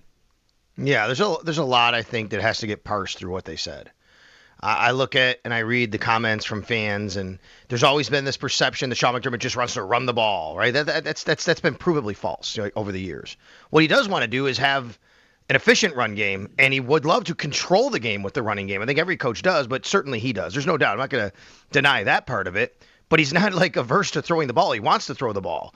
He has Josh Allen. But when you throw the ball, you have to be efficient and effective at it. And they want to be able to have a two-dimensional offense. What does that mean? That means when you have the ball, the defense doesn't know what you are going to do because you're good at both. I mean, that's really what it comes down to. It's simple as that, right? I mean, and hey, we can run the ball. And when you run it like the Bills did last week, there's nothing wrong with leaning on the run game. I mean, I'd tell you it'd be malpractice if they didn't keep giving the ball to James Cook and toss sweeps when you're getting 11 yards a carry. But, man, they had to throw the ball last week, and it didn't go very well, especially in the first half. And that's what Sean was talking about. And when Sean said, his quote was, at the end of the day, we've got to be able to throw the football. That's a big belief of mine. And philosophically speaking, the two-dimensional approach, whether throwing to running backs, tight ends, or wide receivers, we've got to be able to throw the football, or else you're going to end up sitting in a one-dimensional style of offense. You have to do both effectively in order to play at the high level that we need. That's Sean McDermott's quote. All right. Establish the line of scrimmage. He said, and when you do that, you can throw and you can run. So I think, there's this perception that this coach just doesn't want to throw, and it's just wrong. And people need to stop thinking like that. And that's just a pre-belief and notion from a lot of people that they just have to stop believing, I guess. I don't know. The second part of that is then you get to Joe Brady, who's the offensive coordinator, who was asked about Sean's comments. Mm-hmm. And, hey, Sean, you got to be better at throwing the ball. What do you think about the passing game? Well, he wasn't asked about Sean's comments. Brought up, he was asked about it. He said, we didn't really need to pass it yesterday, meaning Sunday. There are always elements you want to clean up. Technique, scheme. Anytime you run the ball for 240, you're going to be pleased with how it went. He said, we have shown, looking back at the Baltimore game, we can throw the ball in passing situations when we need to. I'd love to throw for 300 or run for 200, but that's not how the game went. Then he said later, he has no concerns about the passing game. And I think what's happening is, clearly, like you're getting, and I don't blame anybody for saying this, the head coach, he's sounding like he has some concerns about the passing game. Yep. The offensive coordinator sounding like he doesn't. Now, yeah. Does Joe Brady actually have some concerns that he doesn't want to air out in public? Probably. That's what I'm probably wondering. right? Like from what you know about how he usually does these press conferences, is it not possible that he's saying he doesn't have concerns, but he knows that they've got some problems? It's very likely, yes, because that's what coaches do. They don't throw their players under the bus. They want to keep confidence going. They want to talk about, hey, we did this right, we did that right. That's just how coaches talk. I also found it interesting that in the post-game press conference after Sunday's game, Sean McDermott talked a lot. He talked about the run game, how good it was. He specifically mentioned Aaron Cromer as doing a really good job in the run game. And I think, I'm wondering, is that a little nudge at, hey, run game, Aaron Cromer, who, by the way, Aaron Cromer is basically like the run game coordinator, right? He does a lot with that, with Joe Brady and helping to call those plays and how that works. And then is that a little nudge on, hey, Aaron Cromer, great job, you're doing that. But Joe, we need more in the passing game part of that. You know what I mean? I think you could definitely have that thought that happened there. Right. It's interesting. We'll see if they add anything to it or what their answers might be. The Palmer timeline makes things super interesting, Sal. And then, of course, like the game on Sunday, you probably would wonder. I don't know if Brandon Beane would be swayed one way or another by how they look against the Chiefs on Sunday. I think it might be a good idea to not think about that. But, injuries, you might not want to make a trade until you get through the game because it's one less game for whatever player you might acquire to get injured or whatever player you're looking to trade away to get injured. We've seen contenders trade away a couple players in the mix here, so maybe to make room. So we'll see how it goes. Well, the trade deadline is Tuesday at 4 p.m., as you guys know. Mm-hmm. And since there has been no trade as of now, now you're game planning. Now you're getting ready for the Chiefs. It would be a bit surprising to get one later in the week like this. It could happen, I guess. Yeah. But, then you have to kind of just insert a guy if you're planning on him playing. You could trade for a guy and then make him inactive and not play him. The other part of this is I always remind everybody, it takes two to trade, obviously. There are a lot of salary cap constraints, right? When you work through that, that's got to be something that Brandon Beane's got to hammer through. Even if there's two teams, a team and the Bills that say, hey, we want to make this work, the Bills got to make the money work. And that's not going to be easy with some of these deals. Like, how do you do that? Do you release somebody? Do you trade somebody and send it back? Do you restructure contracts? These are the real issues that the Bills have to get through if they want to make a trade. So that could be happening. And then finally, I just think generally in football, because I think teams just want to wait until they're officially let's get if we win this week. Even the Jets might be sitting there going, if we win a second game, we don't really mind making any trades by Tuesday, right? So they kind of wait as long as possible. It's funny you mention that. I was looking at the schedule for this week and what games, who to root for to convince a team to sell off their pieces. Mm-hmm. And Miami, if they lose tomorrow night, they drop a seventh game. 2-7. If Minnesota loses again, would they say, all right, clearly, in this NFC, we are in real trouble. Carolina could even get to that spot. So Yeah, I mean, the deadline is in an interesting spot, and some of these teams might think they're more alive than they really are, and you kind of got to wait it out.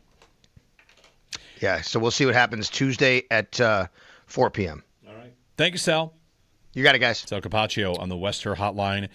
Bills back to practice today. Sean McDermott to meet with the media. The Giants could be another one of those teams. The Giants, they're 2-6. Yes. On the season, if they go to 2-7, if they're even 3-6, what are they thinking? They're not thinking they're making it, are they? Did I see they just worked out Deontay Johnson?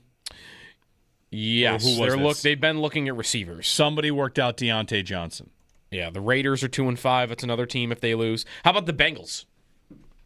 I don't know if that's for the Bills because Trey Hendrickson would probably be the name to watch there, but if they go to 3-6, they're more likely to sell. They go to 4-5, they could talk themselves into, Flacco gets us through another month and then Burrow comes back and we go on a run. 803-0550. Joe Marino on the Bills-Chiefs matchup. Coming up top of the hour. Tomorrow, Carrington Harrison, who talks Chiefs football on the drive in KC. We talk to him every time I sent him a message. I said, hello, old friend, because, the Bills and Chiefs, Joe, they play twice a year.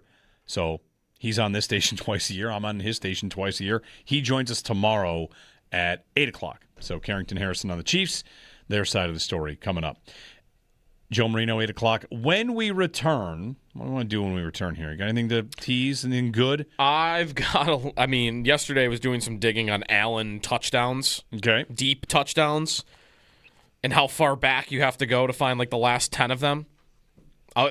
Just real quick, I'll share how long it's been since he's thrown 10. Which, by the way, is how many Drake May is. That's how I got that number. Drake May has what? In his career, he has 10 career touchdowns that have traveled 20-plus yards already. And to go 10 back for Allen, you're going back years. Where are we going to? All right. Yeah. 803-0550 on WGR.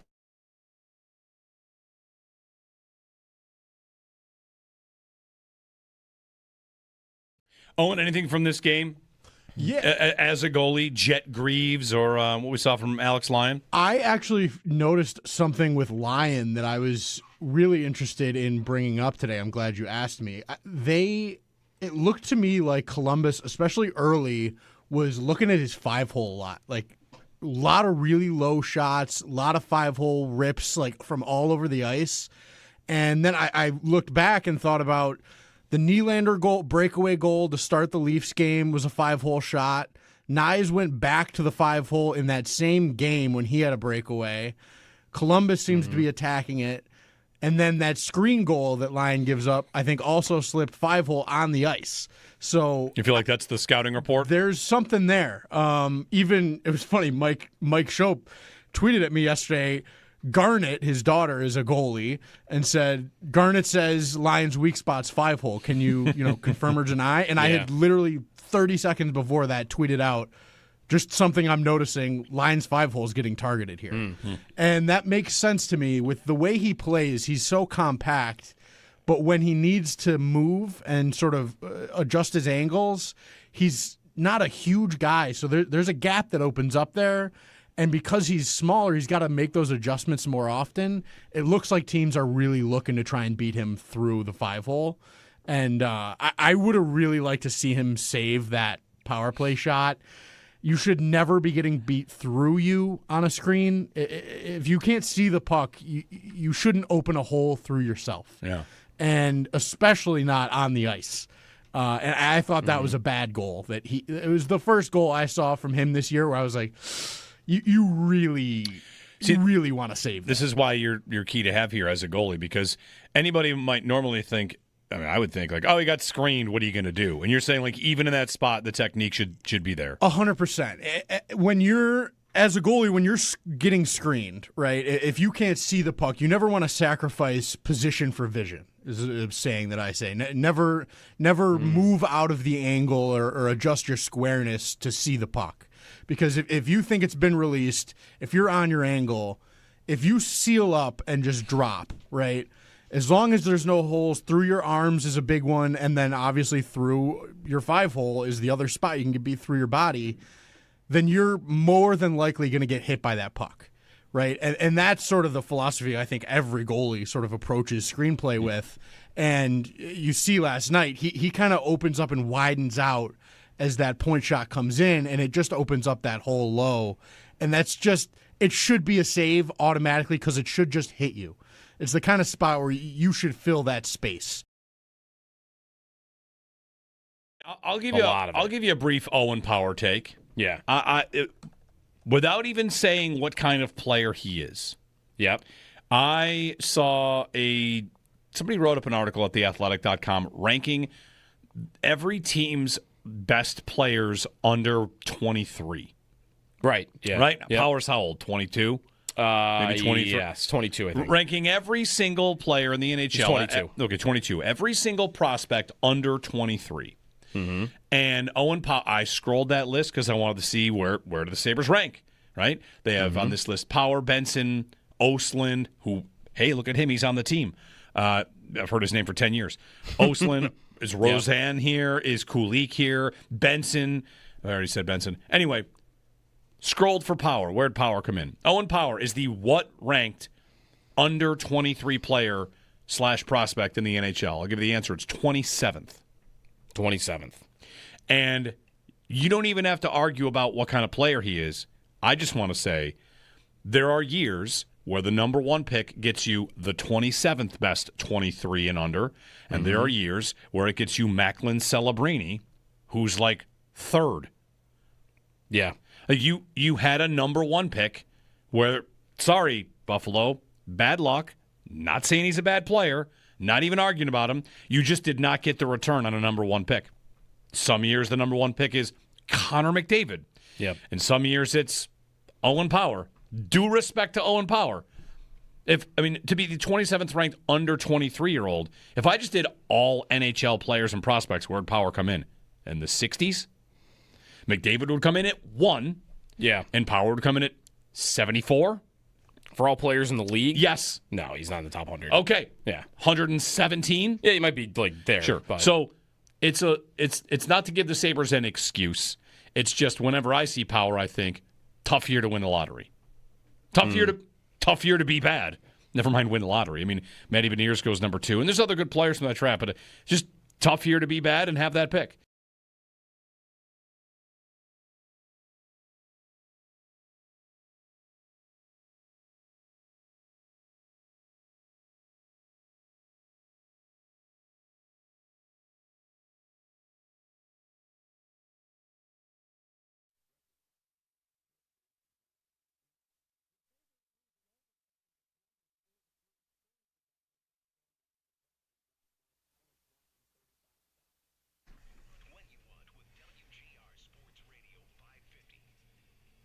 How well does James Cook know James Cook? What was the first game in your career you rushed for more than 100 yards? You remember?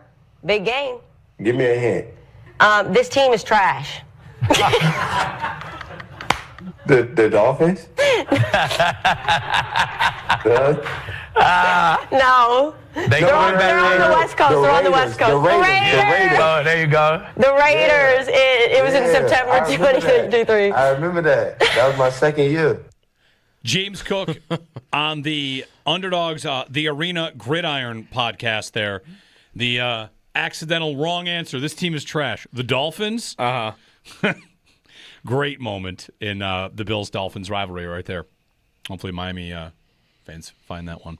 803-0550 and 1-888-552-550. Are you teased 20 air yard touchdowns? Deep touchdowns in the NFL. The Drake May has 10 in his career. You only got to go back to last year. Okay. Not even like week 1. Last year, you got to go back to. Like Lamar Jackson, you got to go back to like last year. Allen, you got to go back to the 2022 season. And like none of the players are on the team right now. Coleman has 1. The other players that have caught, and Kincaid has 1.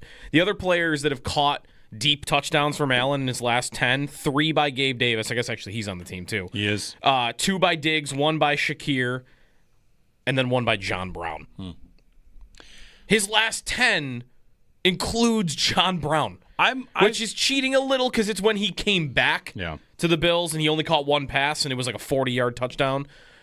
Should we entertain the idea, again, like deep passing is a umbrella term for a 60-yard bomb and a 23-yard pass. Right. It's anything from 20 to 80 air yards is the official definition. Maybe we'll bring this up with Joe Marino next.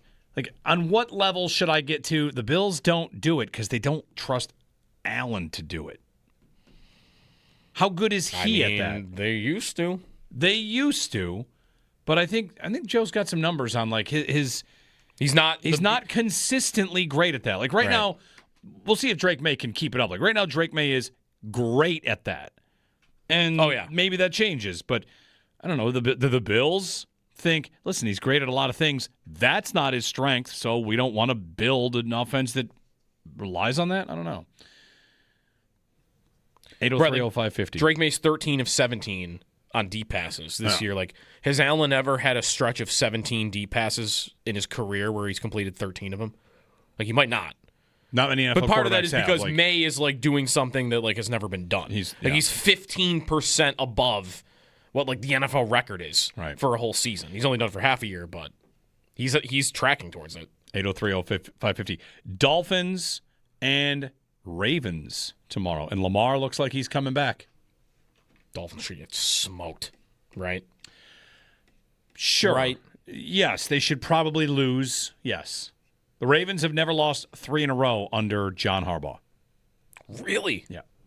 And he's been there since 2008? That's pretty incredible. Well, I don't think that'll start now. They're probably a huge favorite in that game. I haven't even looked. I'm assuming they're going to get back in it. They are the favorites to win the AFC North today. I think that's probably even though right. they're 2 games back. Pittsburgh's schedule gets real tough. Yep. All right, 803-0550 to join us on WGR.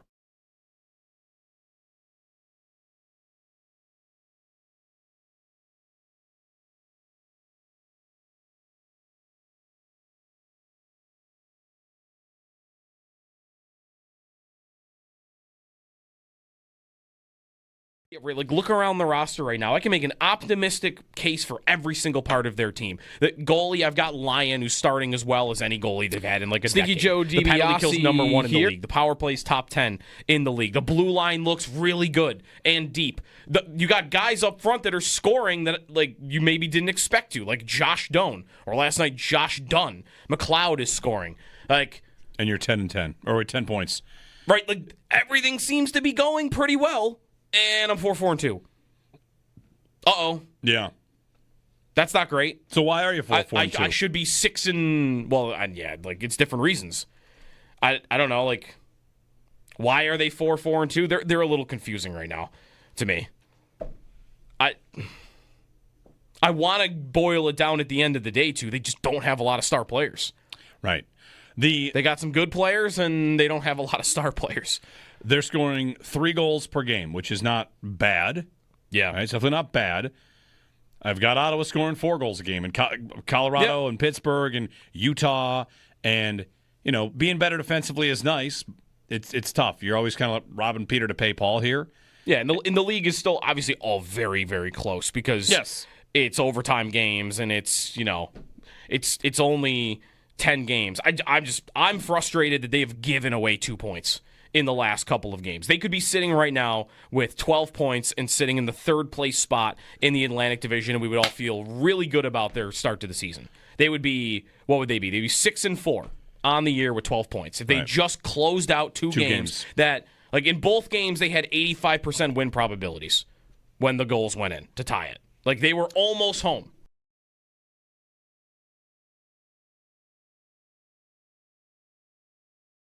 I think, there's this perception that this coach just doesn't want to throw, and it's just wrong, and people need to stop thinking like that, and that's just a pre-belief and notion from a lot of people that they just have to stop believing, I guess. I don't know. The second part of that is, then you get to Joe Brady, who's the offensive coordinator, who was asked about Sean's comments, and, hey, Sean, you got to be better at throwing the ball. What do you think about the passing game? Well, he wasn't asked about Sean's comments. Brought up, he was asked about it. He said, we didn't really need to pass it yesterday, meaning Sunday. There are always elements you want to clean up. Technique, scheme. Anytime you run the ball for 240, you're going to be pleased with how it went. He said, we have shown, looking back at the Baltimore game, we can throw the ball in passing situations when we need to. I'd love to throw for 300 or run for 200, but that's not how the game went. Then he said later, he has no concerns about the passing game. And I think what's happening is clearly, like you're getting, and I don't blame anybody for saying this, the head coach, he's sounding like he has some concerns about the passing game. Yep. The offensive coordinator sounding like he doesn't. Now, does Joe Brady actually have some concerns that he doesn't want to air out in public? Probably. That's what I'm probably wondering. right? Like from what you know about how he usually does these press conferences, is it not possible that he's saying he doesn't have concerns, but he knows that they've got some problems? It's very likely, yes, because that's what coaches do. They don't throw their players under the bus. They want to keep confidence going. They want to talk about, hey, we did this right, we did that right. I mean, that's just how coaches talk. I also found it interesting that in the post-game press conference after Sunday's game, Sean McDermott talked a lot. He talked about the run game, how good it was. He specifically mentioned Aaron Cromer as doing a really good job in the run game. And I think, I'm wondering, is that a little nudge at, hey, run game, Aaron Cromer, who, by the way, I mean, Aaron Cromer is basically like the run game coordinator, right? He does a lot with that, with Joe Brady and helping to call those plays and how that works. And then is that a little nudge on, hey, Aaron Cromer, great job, you're doing that. But Joe, we need more in the passing game part of that. You know what I mean? I think you could definitely have that thought that happened there.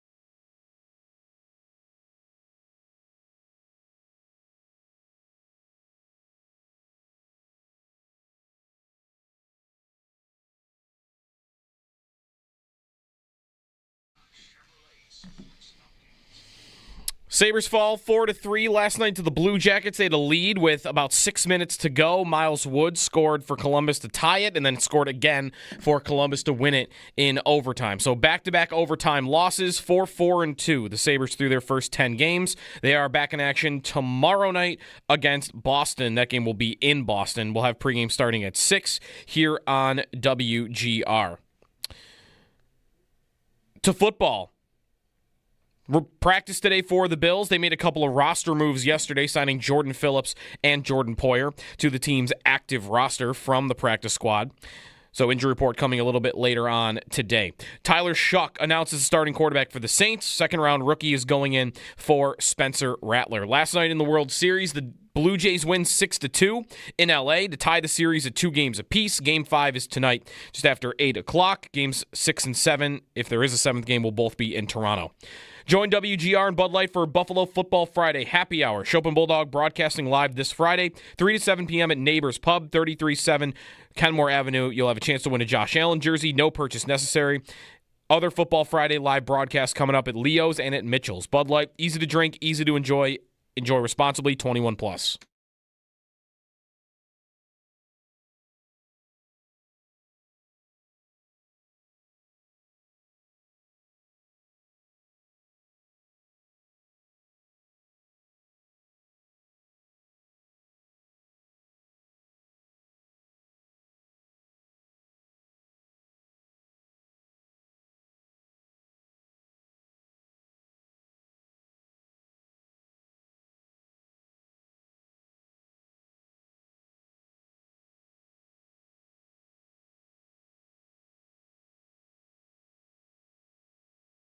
Compensation were fair and right. Adam Schefter, the latest on the Saints receivers. Everyone's circling like vultures on the Saints receivers. And one thing that is just in the mix here, I'll throw this in as news from the Saints yesterday. Maybe you did or didn't see this. They're benching Spencer Rattler for Tyler Shuck. Mm-hmm. And I don't think Spencer Rattler is horrific. I mean, Bills fans saw he can make some plays. They don't have exactly great options. I don't think he's been like the worst quarterback in football this season, which you might have thought before the year. Yeah. And one variable here is if you're Chris Olave and you've spent a year in camp with these two, and you have a level of belief in one of the two, whether it's Spencer Rattler or Tyler Shuck, like Olave's due a contract, and just like any other player, do I want to be around for this? I might like it here, but I've only got one career. If he tells the Saints, I don't think I'm going to re-sign here, then all of a sudden maybe they might be more open to trading him. So we'll see. Or the flip side of that is he is going to sign, and then they're going to trade Shaheed because they're not going to sign them both. And Shaheed is already like 27 years old. So anyway. Shaheed could tell him the same thing. Sure, right. Like I'm not re-signing. He's going to hit the open market. He's on a very cheap deal, and guys like Shaheed now in free agency hit for like $10, $11 million. Diami Brown got $10 million from Jacksonville, and Shaheed's certainly on. Tutu Atwell got 11, right. So Shaheed in his next deal is probably due like the 10-11 range, maybe a little more. Anyway, on the Western Hotline, Joe Marino joins us of the Locked On Bills podcast. He does the Bill Squad show with me and Jerry O on YouTube and on the Locked On Bills channel as well. Good morning, Joe. How are you today? Good morning, guys. I'm doing well. Hope you are. We are. And before we get to the trade ideas, I wanted to kind of revisit the Carolina game and the things that went well. Because, we can sit here and talk about how the passing offense this and the passing offense that. I guess the big question I want to ask you, Joe, is as well as they ran the ball against Carolina, just throwing toss all the time, right? Throwing toss and running the same play over and over again. How repeatable a formula is that for the Bills against some other teams that they play and maybe some of the more important teams that they'll have to get by? Throwing the out to Cook, get him in space, and just kind of plow through another team the way they did Carolina.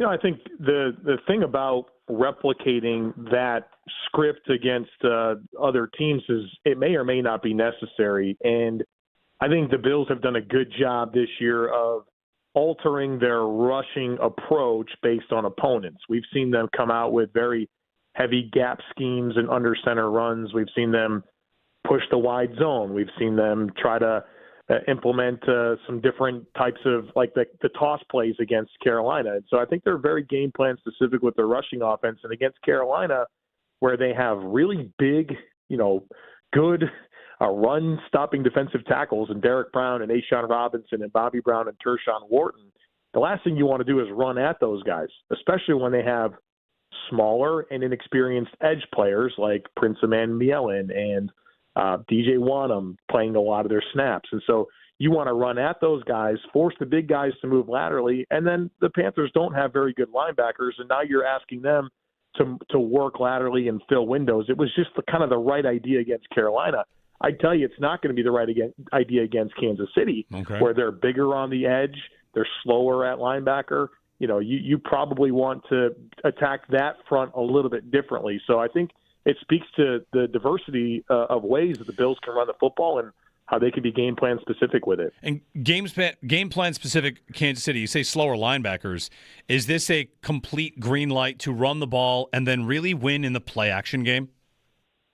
I would like to think so. Kansas City, I've got more work to do on them in the next day or two, but traditionally they'll ask Nick Bolton to cover linebackers, and if you get that, you got to get big-eyed and attack that matchup. Bolton's a good downhill player, but he's not the type of guy that's going to carry Dalton Kincaid down the seam. And, I think the Bills have traditionally done pretty well with that against Kansas City. Not always Kincaid, but sometimes it's Knox. But also there's been some really good James Cook in the passing game against Kansas City. So I think those are a couple of ways that the Bills need to prioritize moving the ball against the Chiefs this weekend. Is there more, do you think, out of the backfield that's potential for running back? Right now, Ty Johnson's not really a part of the offense, Ray Davis too, or do you feel like it should be a lot of James Cook and those other two are just secondary at this point? Yeah, I think very much. I think that's, I guess, one of the disappointments of the rushing offense is that it's really been James Cook, and you haven't seen much from Ray Davis and Ty Johnson. And I think kind of the good news is James Cook's being really productive, but at the same time, that pace that he was on in the first month of the season's kind of come down.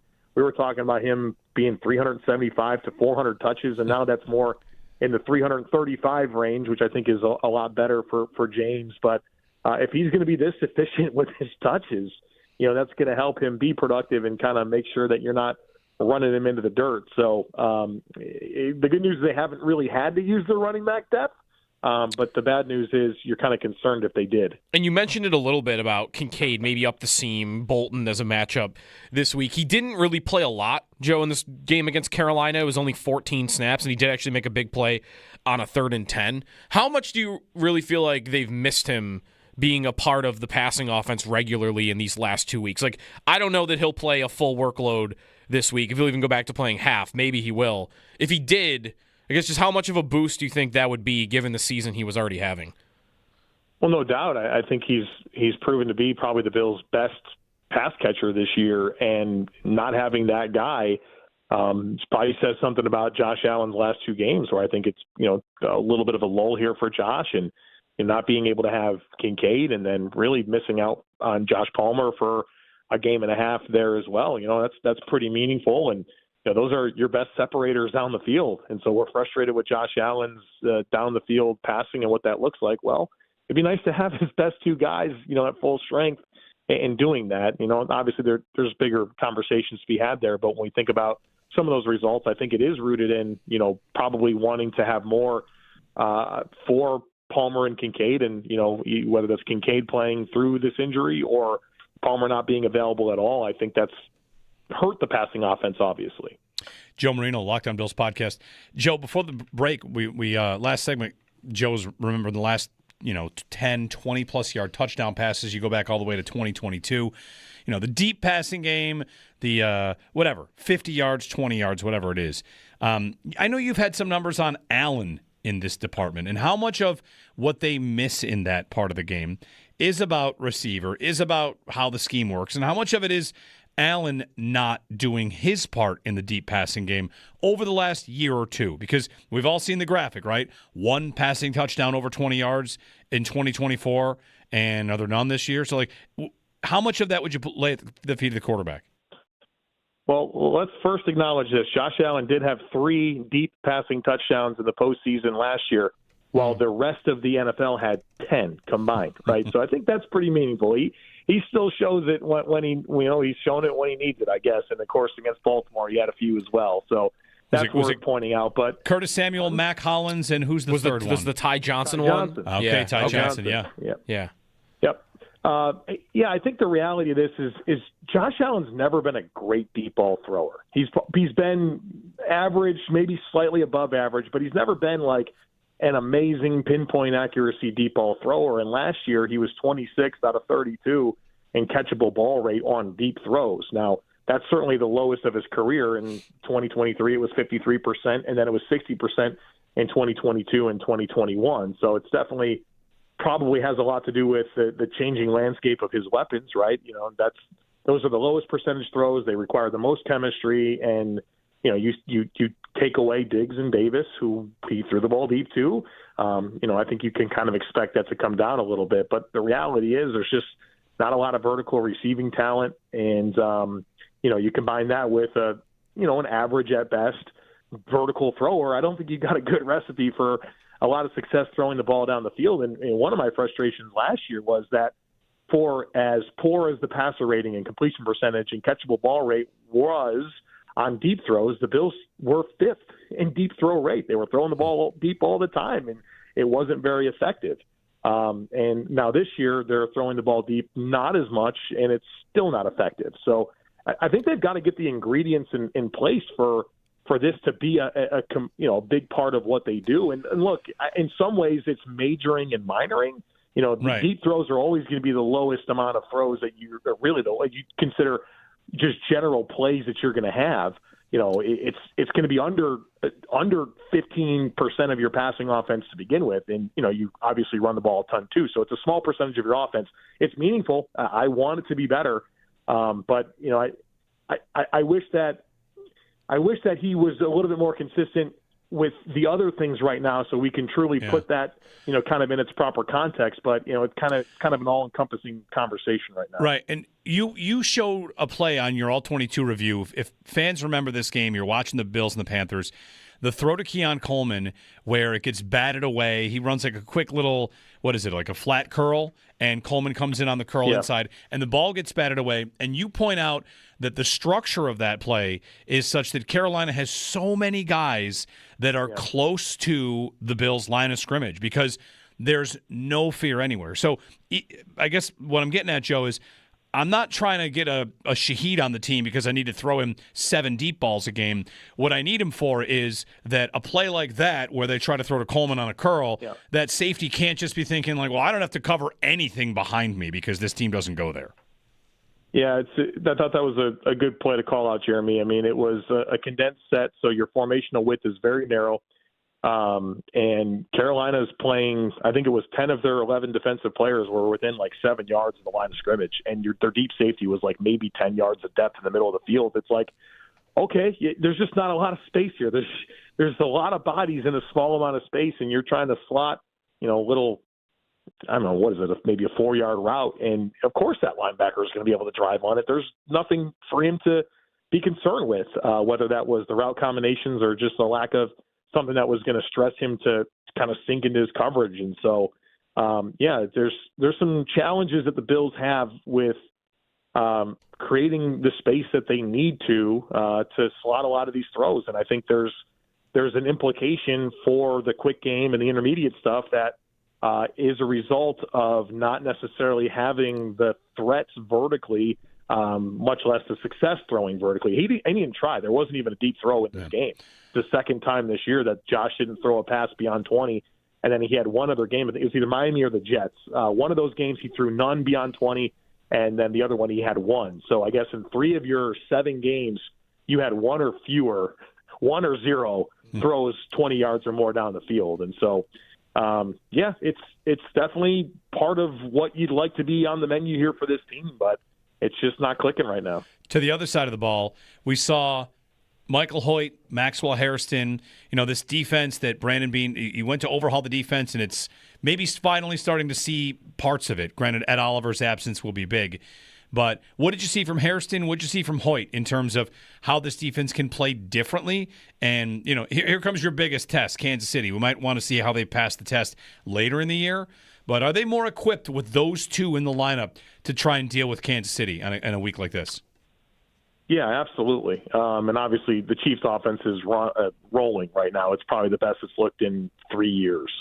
But I do think that they're positioned reasonably well with the reinforcements, especially the 2 you mentioned, Hoyt and Hairston. I really enjoy both players. Hoyt is a menace on the field. I mean, he's such a good, just a good all-around player. But his pass rush just gets me really excited with the athleticism that he has and the different alignments that he can play from. And he's just collapsing offensive linemen left and right with his ability to just convert speed to power. And then while doing that, he gets his hands on their wrists and their elbows and just forces them to give up their chest. And he's just pushing dudes into the quarterback. And he's very tenacious, and you can tell he gets under people's skin. He's a really fun player that I'm excited to see with him. And Bosa and Rousseau and Epinesa and that group should really elevate this pass rush against a couple of tackles here for the Chiefs that are suspect, right? Jawan Taylor's kind of been a struggling player for a while at right tackle, and then they're struggling at left tackle where their first-round pick, is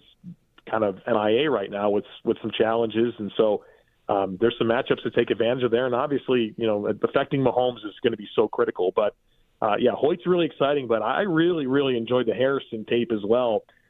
Not that he was challenged at all in coverage, which I think says something, right? He was kind of where he was supposed to be. He was the primary. He covered the primary once on an outbreaker, and it was press coverage, got the hands on, got the jam, carried the route to the sideline. Dalton wanted to go to that throw. He couldn't, wasn't available. He moved on and threw the ball away. But what he did against the run, there were a couple plays against the run that just had me so excited. His second snap was the Panthers ran a condensed formation, so he's having to kind of play up on the line of scrimmage as the D-gap defender, and they pulled the tight end across the formation to kick him out. And Harrison just he hunkered down and took on the block with perfect technique. He deployed a wrong arm and was able to really squeeze that gap down and position Dorian Williams and Jordan Poyer to combine for a tackle, showing a lot of physicality. We all saw the tackle he made in space, which was textbook technique. And then there was another play later on where they were running at outside to his area, and he was able to take Xavier Leggett and kind of push him back into the ball carrier and affect that ball carrier's flow and pushed him back into the pursuit of the defense. It was pretty cool to see. I think there's been some misconceptions out there because Harrison's not the biggest corner, that he's not physical and doesn't tackle. I've pushed back against that every step of the way, and I thought there were some really nice examples of him being physical and hunting, not just the football and breaking on the ball, but being physical, tackling, playing through contact, and doing that part of what's required out of a cornerback as well. Yeah, I remember right, his first press conference called him a willing tackler, and you would have saw that on Sunday. Did you see enough snaps from Jordan Hancock to decide even whether you want to see more, or was it too little to kind of get a taste of it? Oh, yeah, I want to see more for sure. If nothing else, for the athleticism that he provides, I think that's really meaningful. And look, I mean, if he's not fully ready to go, that's not nothing. You kind of get away from, your ability to disguise some coverages perhaps. But, if you're just saying, hey, you're the half field safety, let's take advantage of some range here. I think that's something he can handle. And I think that's why the reps were a little bit limited. And, you want to make sure that you can still be the defense you want to be, but also try to give yourself the best chance when you can get some athletes on the field. And so I thought the Bills balanced that pretty well. I think that'll probably continue, but being able to get that range on the field at safety, where it just hasn't been there with Rapp, and then of course Poyer, that's not where he's at in his career. I think there are times where he makes sense to have on the field, and I'd anticipate that to be a platoon situation as Hancock's gets his feet wet and learns the defense and can do more. But there are situations where that athleticism can really matter, and I thought the Bills did a good job of getting him on the field in the right situations against Carolina. Joe Marino of the Locked On Bills podcast. Make sure you're subscribed to Joe. Get those all 22 breakdowns, all that stuff. Big one this week, Joe, and then on to the deadline. On to the deadline, right? On to the deadline. On to Miami, and of course we're scoreboard watching with New England because this race looks like it's going to go down to the wire. Yeah, it's a different feel, but it'll be fun to kind of navigate through the rest of the year. Absolutely. Thanks, Joe. All right, guys. Thank you. Joe Marino on the Western Hotline. 803-0550, 1-888-552-550. When we return, we're going to talk about some of these ideas. Like you heard at the top of the segment there, Adam Schefter saying Rashid Shaheed. We're going to just talk it through and think what the price will be if they get moved, that they get moved. Shaheed, Olave, Jacoby Myers, Brandon Cooks. Like who else? Brian Thomas Jr.? I just don't think that's happening, but isn't that an off-season trade? Coleman probably. Thomas Jr. gets moved in the offseason. Maybe the fact they're already listening, I think, is important. Not hey, they're hanging up the phone. If you had a reporter say teams are calling and the Jaguars are hanging up the phone, that'd be something. I would also like this is they are willing to listen to you. Willing to listen, right? Which by NFL insider speak is about as aggressive as you get. Sure. And if you want to even make it more aggressive, are they willing to listen, or are they saying like, ring, ring, hey, Joe, just in case you're wondering, I'm willing to listen on Brian Thomas Jr. That's not even just willing to listen. Right. That's asking for you to talk to me about it. Like, right. Hey, call me. Because that's the Jaguars telling the league, call me about Brian Thomas Jr. That's what I mean. Like, are they just cold calling teams? Well, they don't want to call. They want you to call. No, I'm saying are other teams cold calling them is what I mean. Oh. Like if they're listening to offers, what did the Raiders just call out of the blue like, hey, what's going on there? Maybe. See, I think right. I think it's possible nobody called them, but the Jaguars want teams to call them. I agree. So they put that out there, and then every team around the league goes, wait, I'm going to call them about Brian Thomas Jr. Didn't even think that was possible. It's possible no one called them. But by now, teams have probably called them. It might be nuts, but I'd be I don't know about Brian Thomas Jr. To be 3 months ago, it was a hot idea. Right, to be so out of it so quick with his original team. I think there are diva narratives, and then there are a guy in a rookie deal. You're willing to listen to offers? That's weird. I'd be worried about it. 803-0550. All right, well, we'll try to figure out what the right prices will be. And take your calls. You can call us about the Sabres who lost in overtime to the Blue Jackets last night. The Jays won to even that series at 2 games apiece, which means it will come back to Toronto. You can give us a ring, 803-0550 on WGR.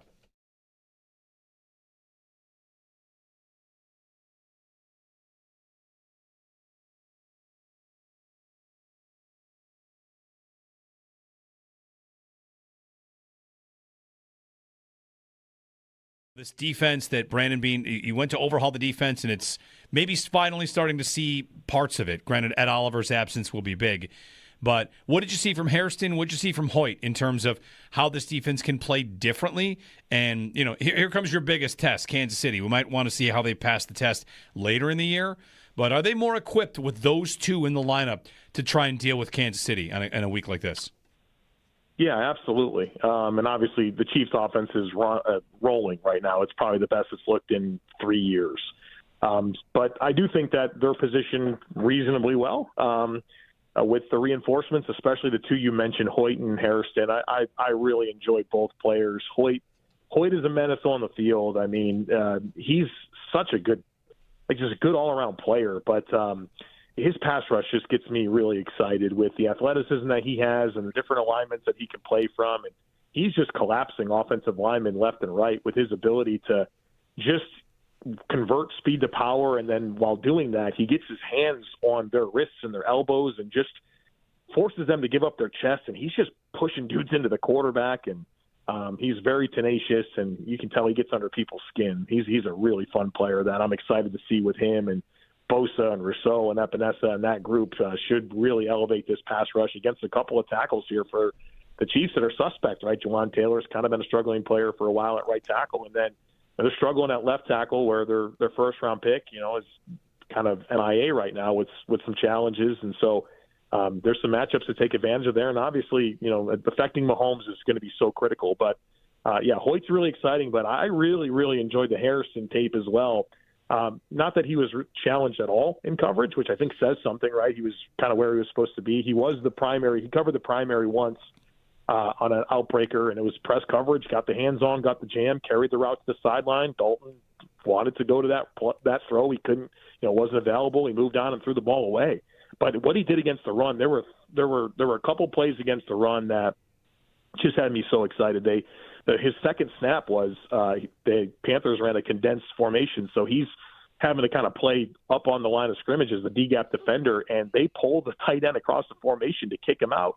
And Harrison he hunkered down and took on the block with perfect technique. He deployed a wrong arm and was able to really squeeze that gap down and position Dorian Williams and Jordan Poyer to combine for a tackle, showing a lot of physicality. We all saw the tackle he made in space, which was textbook technique, and then there was another play later on where they were running at outside to his area, and he was able to take Xavier Leggett and kind of push him back into the ball carrier and affect that ball carrier's flow and pushed him back into the pursuit of the defense. It was pretty cool to see.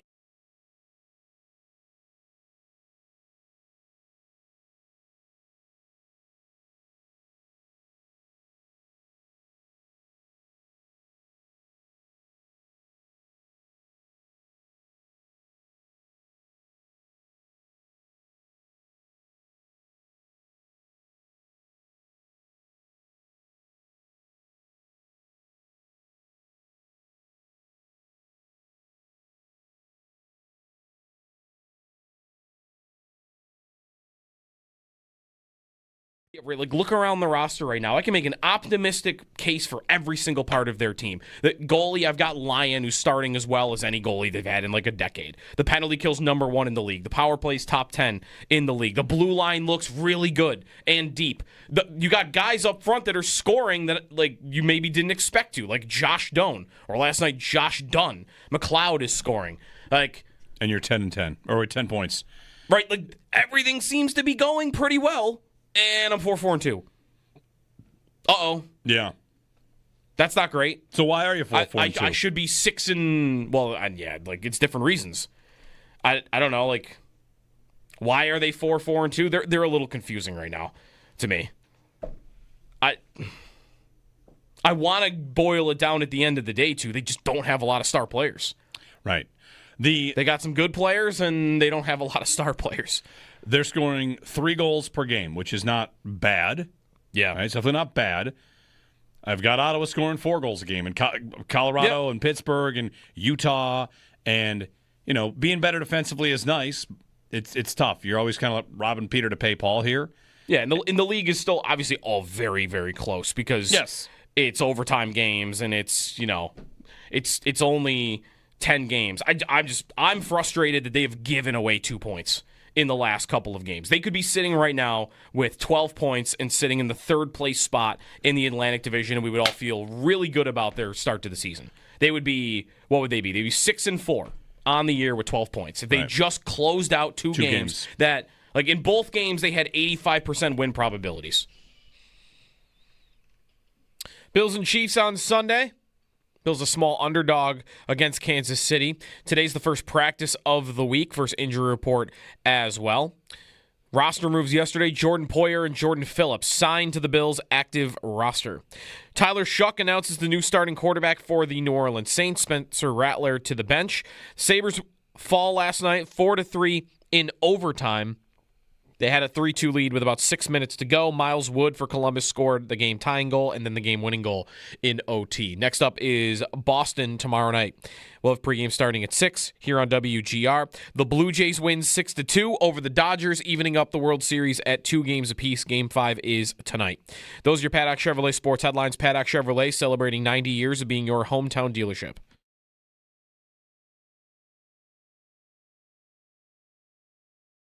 Now Werenski again can't clear. Here's a chance in front for Dolan. Scores!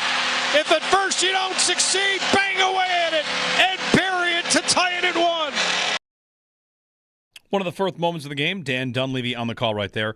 It's the Sabres' fault to the Blue Jackets. Along the way, they did have leads of 2-1 and 3-2, but they lose in overtime. Firth Moments brought to you by Firth Jewelers. For all the moments in your life, go forth to Firth.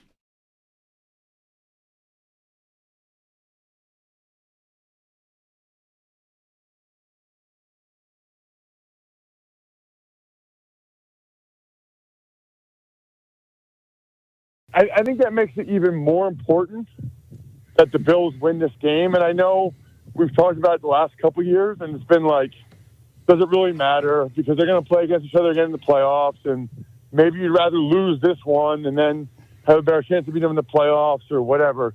I actually think it does kind of matter because the Chiefs are looking so good right now that I think it would be really nice confidence boost for the Bills and, quite frankly, for the rest of the NFL if somebody could take down the Chiefs, because these last few games, they've been, like, scary good. Ross Tucker in his weekly hit with the afternoon show. Good morning, Jeremy and Joe. Jeremy White, Sneaky Joe DiBiase, Owen Parker, the parlay killer, who hasn't killed 2 parlays lately.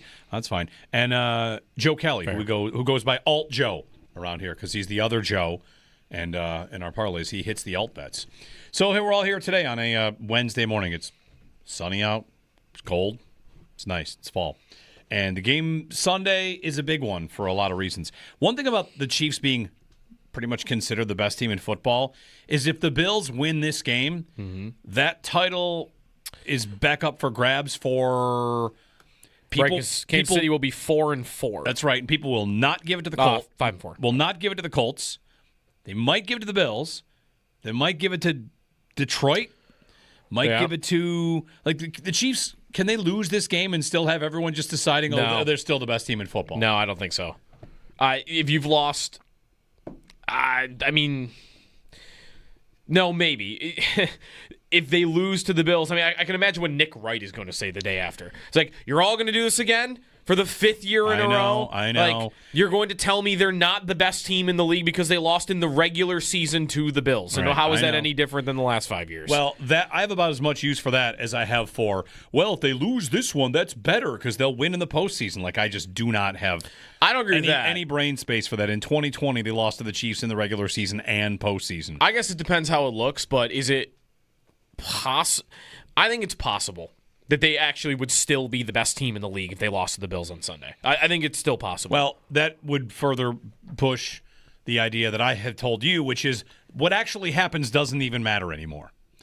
No, right? Here like, are the that's Colts. how I The feel. Colts are Yeah. 7-1, and it doesn't actually matter to anybody. Yeah, not a single game or even like once you start building it to like 8-10 games, then I think it does. But This is sounding like the college football playoff at this point.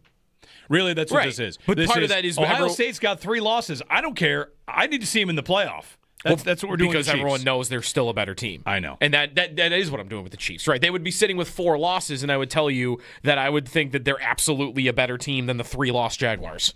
They lost to the Jaguars. And they lost to the Jaguars, right? Like that would be the perfect example. If they lost to Jacksonville, they would have more losses than them, and everybody in the world would know Kansas City's better than Jacksonville. Well, that's why they play the games. Bills are 1.5-point underdogs. You said it went up to 2.5. Where you were looking? In some places, it's 2.5, and I think everywhere where it is 1.5 is about to go up to 2.5. So by the end of today, I think everywhere the Bills will be a 2.5-point underdog, and I really wonder if it grows even more from that. Like by Sunday morning, I don't know that it goes past 3. But they could be I think they could be a field goal dog at home for the first time, and I'm sure a long time on Sunday. Alan's up on that. Hey, Alan, good morning. Hey, good morning, guys. I just wanted to share a couple things with you. A lot of people are giving Kansas City credit. Yeah, they look good. They played a Detroit team that was missing 4 starters, 3 on the backfield. And then they went and played a horrible, horrible, horrible Raiders team that I think a lot of teams would pound. And then Sunday, Jaden Daniels wasn't there. But my point is this. If you guys remember a couple years ago, Dallas Cowboys came into Buffalo on a rainy Sunday 4:25 game. It was pouring the whole game. They were 2-point favorites. Look it up. Many people gave them the Super Bowl that year. They were on a roll, 9-3, the best offense in football. Dak was the favorite to get the MVP. And what did the Bills do? They just rolled them. And I think the Ravens have come in here, have been a few favorites at times. I just look at this game. People don't give credit to Sunday's game. Before we heard, Dowdle, he's one of the top 3 running backs in the league. Michael Hoyt made a huge difference in that game. And the whole defense looked different with Max Harrison. He didn't play a ton, but he still made an impact. I just think this game Sunday coming up, people that think the Chiefs are going to win, we've been there before. They came in 9-0 last year. Yeah, they had a lot of one-score victories and a lot of tainted stuff, victories, but they still were 9-0. Many of the national media had them beating the Bills. Nick Wright had them rolling the Bills that day. And what happened? It takes a few turnovers. Mahomes was sacked 3 times, I think, in the first half Sunday. And Monday. Washington was getting to them. In the second half, they just fell apart. And they had their chances, too, with many times. And they just couldn't capitalize because of Mariota. But anyway, I just wanted to hang up and get your thoughts on that. That's just my feeling on the game. I think the Bills are going to win it. I feel really happy about that game. And it wouldn't matter. National media is still going to say, but then they play Denver and Indianapolis coming home, too. So I'll hang up and listen to you guys. Take care. All right, Alan. Thanks. Yeah. They played some teams with injuries. They played Baltimore with injuries, by the way, too. Not with Lamar injured. That's Lamar right. got hurt late. The Bills game was already over. If we're gonna defense, sure. But the Chiefs didn't have Rashee Rice. So if you want to play the injury game back and forth, we could do it all year. They didn't have Worthy. They didn't have Rice. The Bills just played a backup quarterback. We could do a lot of that. I guess I'm proving I don't really care a lot about the records going into this game. It is more for me, how do you look? What do the numbers say? What has happened in these games? And last year, I didn't treat it that way. I didn't think the Chiefs were they're 9-0. 9-0 is 9-0. I thought the Bills were going to beat them last year, and they did by 2 scores. Yep. This year, they have 3 losses coming into play you, and I've been watching a lot of their games, and I see what the numbers look like, and I see the way that they're scoring, and I think that this 5 I don't know how you could watch them this year and not think that this 5-3 Chiefs team is more dangerous to the Bills than the 9-0 team last year. The question is, are the Bills better prepared? They went through their defensive overhaul here, right? Let's completely rebuild our defense. Bosa has been good. Good enough. I think he's been exactly as advertised. Yep. Bosa with Hoyt, all right, let's see how that goes. And Rousseau, after a bone bruise earlier in the year, he's playing better. Oliver being out hurts. The Bills are probably vulnerable defensive tackle to a degree. Can Hairston make a difference? The thing about the Chiefs that I feel like will always be there until it's not is no matter how good or bad the Bills' defense is, they do not have answers for this offense. They really almost never do. Except in the regular season where they average 20 points a game. Except in the regular season where they average 20 points a game, but that's sometimes where the points lie to you. Mm-hmm. Again, because last year they had a decent number of answers. They turned them over twice. They intercepted Mahomes twice. But the game they win in Kansas City, that's, again, like I want you to go and watch the Monday night game between the Lions and the Chiefs. That was a low-scoring game with nothing but efficient offense. You can't, I know it sounds ridiculous. These teams now are so good, and the Bills are one of these teams. If the Bills hold them to 24, it will be in large part because their offense was part of the job. What will the Chiefs' points per drive be, right? If they get 24 points on 7 drives, that's a lot of points to give up. More than 3 points per drive is a lot of points to give up. Mm-hmm. You give 24 points on 10 or 11 drives, that's a better defensive performance. So I never have the answers on defense for this team when it counts. And you've got concerns on this defense. Do we think they're better with Terrell Bernard off the field? Depends. Are you playing a heavy run team? Nope, not this week. Okay, maybe Bernard goes back in. And what's happening at safety? Can I trust Cole Bishop out there? He nearly made a great play in the AFC Championship game. Maybe should have gotten credit for making a great play in that game. Can Poyer keep up with what? Tyquan Thornton? Can Poyer cover deep? Or is it going to be Jordan Hancock? But see, this is where I think all of it is different. Like in where I agree. And this is where Andy Reid he's got his unit back together here, and all of his pieces are in place. The offensive line, not so much. And the Bills are, in this moment, just kind of starting to come together as a secondary. The secondary has been in flux. Now, all right, Hairston, let him get settled. Let him figure out how it's all going to work back there. Poyer is running the show with Poyer and Cole Bishop and, okay, Jordan Hancock. Like it's not like Hyde and Poyer and Trey White. And when they had Hyde and Poyer and Trey White, they didn't have answers either. So until they actually show they've got answers for this offense, which few teams do, I'm always going to kind of lean on, I think I'm going to need to outscore them. And right now the Bills, we'll see if they're equipped to do that. But this is where I think the regular season separating from the playoffs part, like that to me is kind of over now. Because I do think the last 2 years when this Chiefs offense has not been as good, when they have not had Tyreek Hill, they, you can say they haven't had the answers for them in the regular season historically. Because if you go back to those Tyreek Hill teams, okay, you can find that. But in the last 2 regular season meetings against Kansas City, they've forced 8 punts. They are not forcing 4 punts against this offense on Sunday. To me, if they can do what they've done in the regular season against Kansas City in the last 2 years, I wouldn't even know what to say. How would they possibly do that against this Chiefs offense? It would be incredible to me. It'd be a great performance. If they did what they did in the last 2 years. I expect it to look more like what the playoff games have looked like, which have not been 4 punts per game, have not been turnovers. Right. It's been they've moved the ball at will. As much as their run game could keep them down, they've tried that in the playoffs, and it still has not worked at all. And I think that's more what it's going to look like Sunday than what those last 2 regular season games have looked like. Right. There's also game script, too. If the Chiefs appear to be getting whatever they want offensively, if Kansas City takes a 10-point lead in this game, right, at any time, which, if the Bills get up 10, they could run it down their throats and never get in obvious passing situations, and it really feels like whoever gets a lead might be able to crush the other team. If the Bills get down 10 and they have to start throwing in obvious passing situations without Josh Palmer on the outside, scary, and with Steve Spagnuolo throwing blitz after blitz after blitz at them, I don't know if Allen can run for his life enough to get back in that game. Maybe. The Bills were down 10 against New England and came back and tied that game.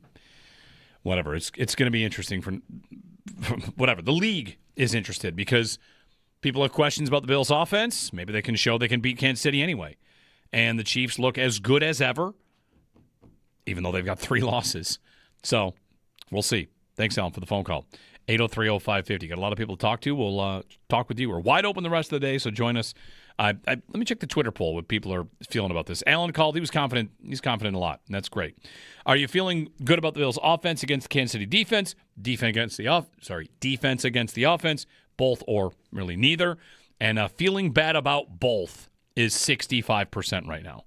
More confidence in the offense than the defense going in, though. So there you go. 19% confident in the offense, 10% in the defense, 5% in both. So chalked it up as 1 out of every 4 voting is feeling good about the Bills' offense against this defense. and less than that about the defense against the Kansas City offense. I'll stop talking now. We'll get a break and get some more phone calls. 803-0550. Happy Wednesday.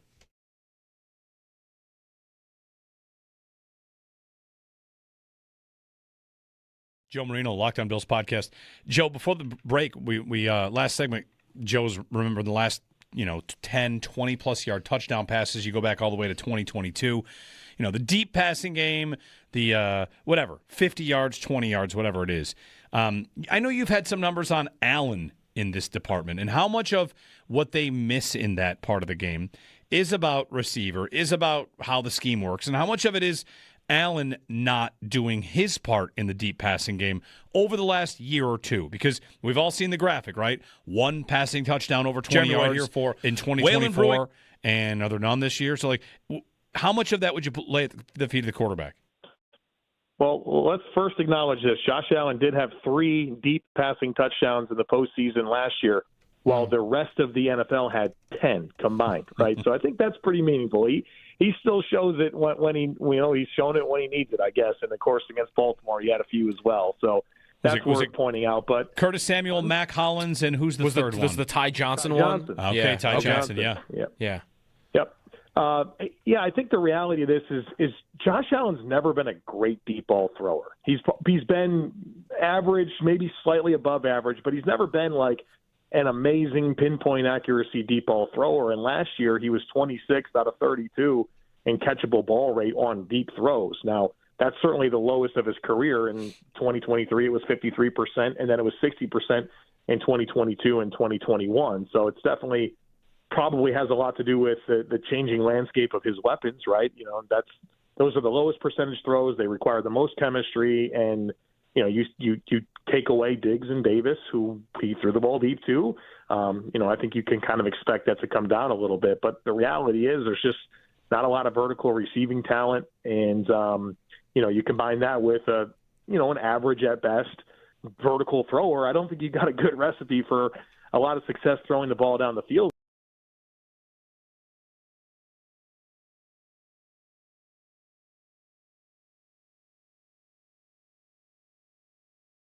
I think, there's this perception that this coach just doesn't want to throw, and it's just wrong, and people need to stop thinking like that, and that's just a pre-belief and notion from a lot of people that they just have to stop believing, I guess. I don't know.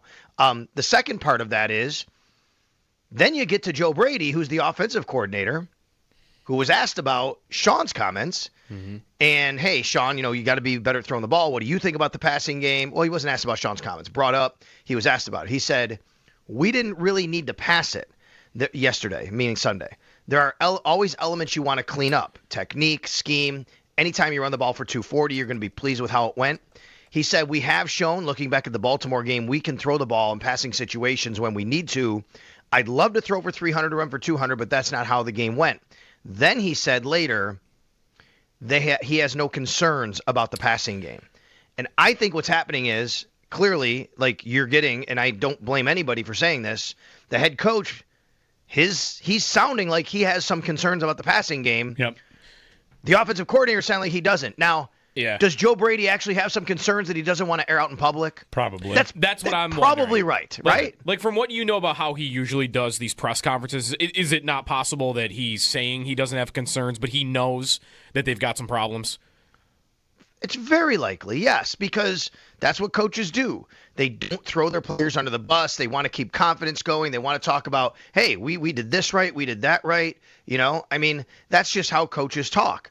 I also found it interesting that in the post-game press conference after Sunday's game, Sean McDermott talked a lot. He talked about the run game, how good it was. He specifically mentioned Aaron Kromer as doing a really good job in the run game. And I think, I'm wondering, is that a little nudge at, hey, run game, Aaron Kromer, who, by the way, Aaron Kromer is basically like the run game coordinator, right? He does a lot with that, with Joe Brady and helping to call those plays and how that works. And then is that a little nudge on, hey, Aaron Kromer, great job, you're doing that.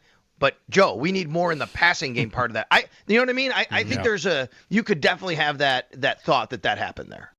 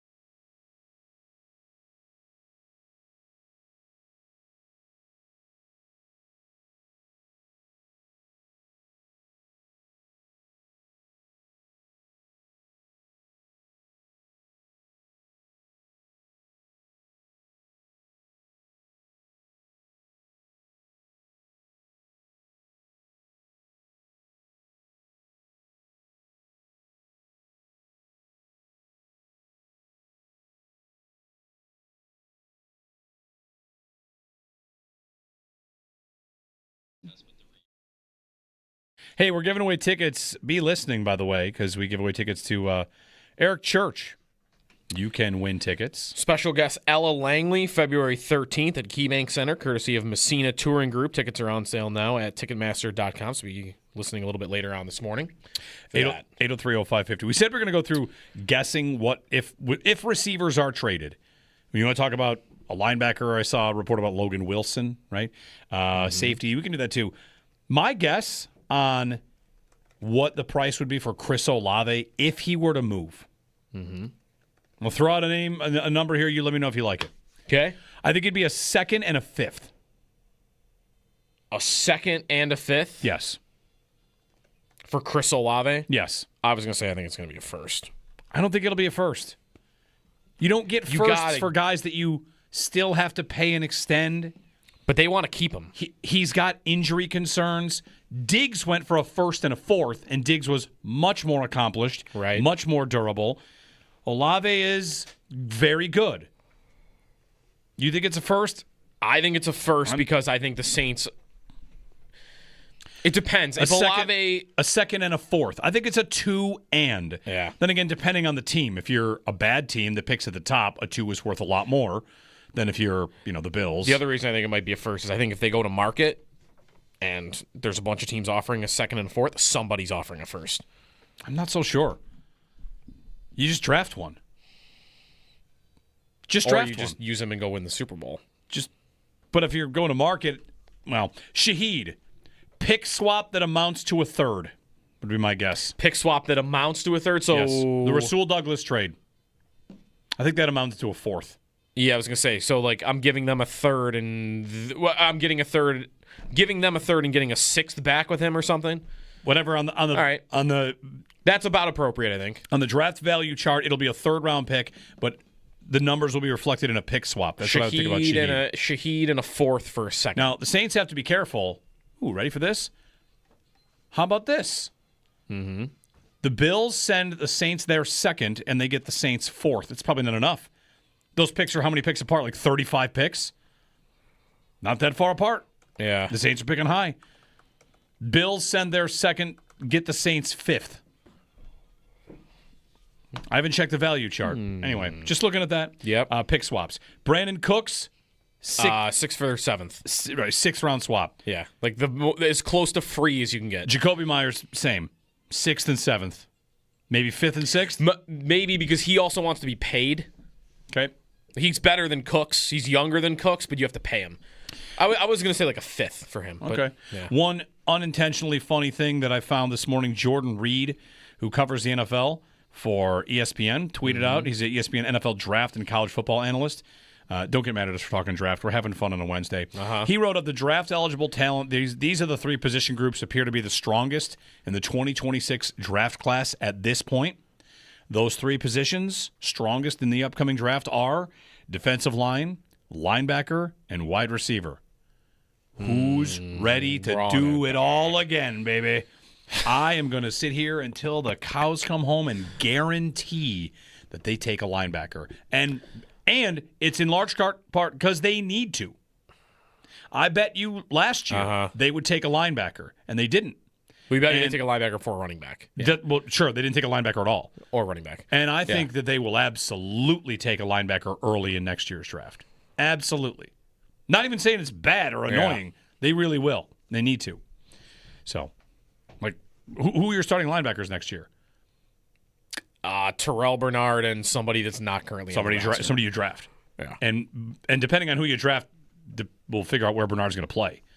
So anyway, 803-0550. Okay, you're on hold. We kind of vamped there for a minute because we have a wide open segment to get to all your calls on the other side. So if you can stick with us, we will do that.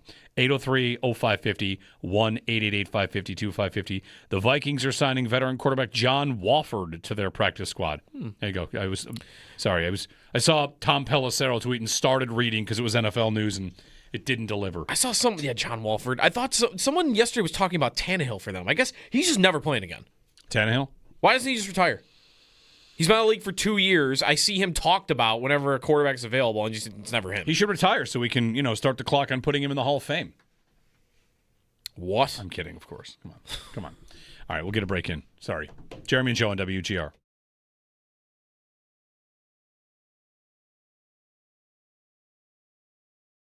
Owen, anything from this game?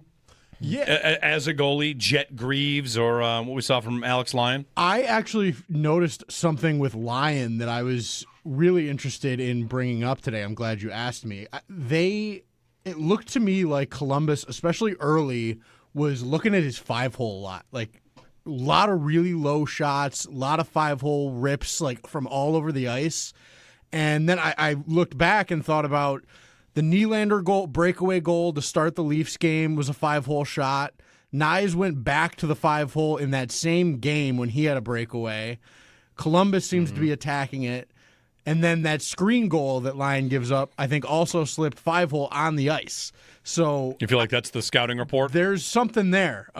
Even, it was funny, Mike Schoep tweeted at me yesterday, Garnett, his daughter, is a goalie, and said, Garnett says Lyon's weak spot's 5-hole. Can you confirm or deny? And I had literally 30 seconds before that tweeted out, just something I'm noticing, Lyon's 5-hole is getting targeted here. Mm-hmm. And that makes sense to me. With the way he plays, he's so compact, but when he needs to move and sort of adjust his angles, he's not a huge guy. So there's a gap that opens up there.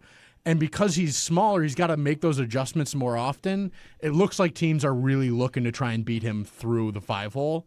And I would have really liked to see him save that power play shot. You should never be getting beat through you on a screen. If you can't see the puck, you shouldn't open a hole through yourself. Yeah. And especially not on the ice. And I thought that was a bad goal. It was the first goal I saw from him this year where I was like, You really want to save that. This is why you're key to have here as a goalie, because anybody might normally think, I would think like, oh, he got screened. What are you going to do? And you're saying like even in that spot, the technique should be there. 100%. When you're as a goalie, when you're getting screened, right? If you can't see the puck, you never want to sacrifice position for vision. Is a saying that I say. Never move out of the angle or adjust your squareness to see the puck. Because if you think it's been released, if you're on your angle, if you seal up and just drop, right, as long as there's no holes, through your arms is a big one, and then obviously through your 5-hole is the other spot you can be through your body, then you're more than likely going to get hit by that puck, right? And that's sort of the philosophy I think every goalie sort of approaches screenplay with. And you see last night, he kind of opens up and widens out as that point shot comes in, and it just opens up that hole low. And that's just, it should be a save automatically because it should just hit you. It's the kind of spot where you should fill that space.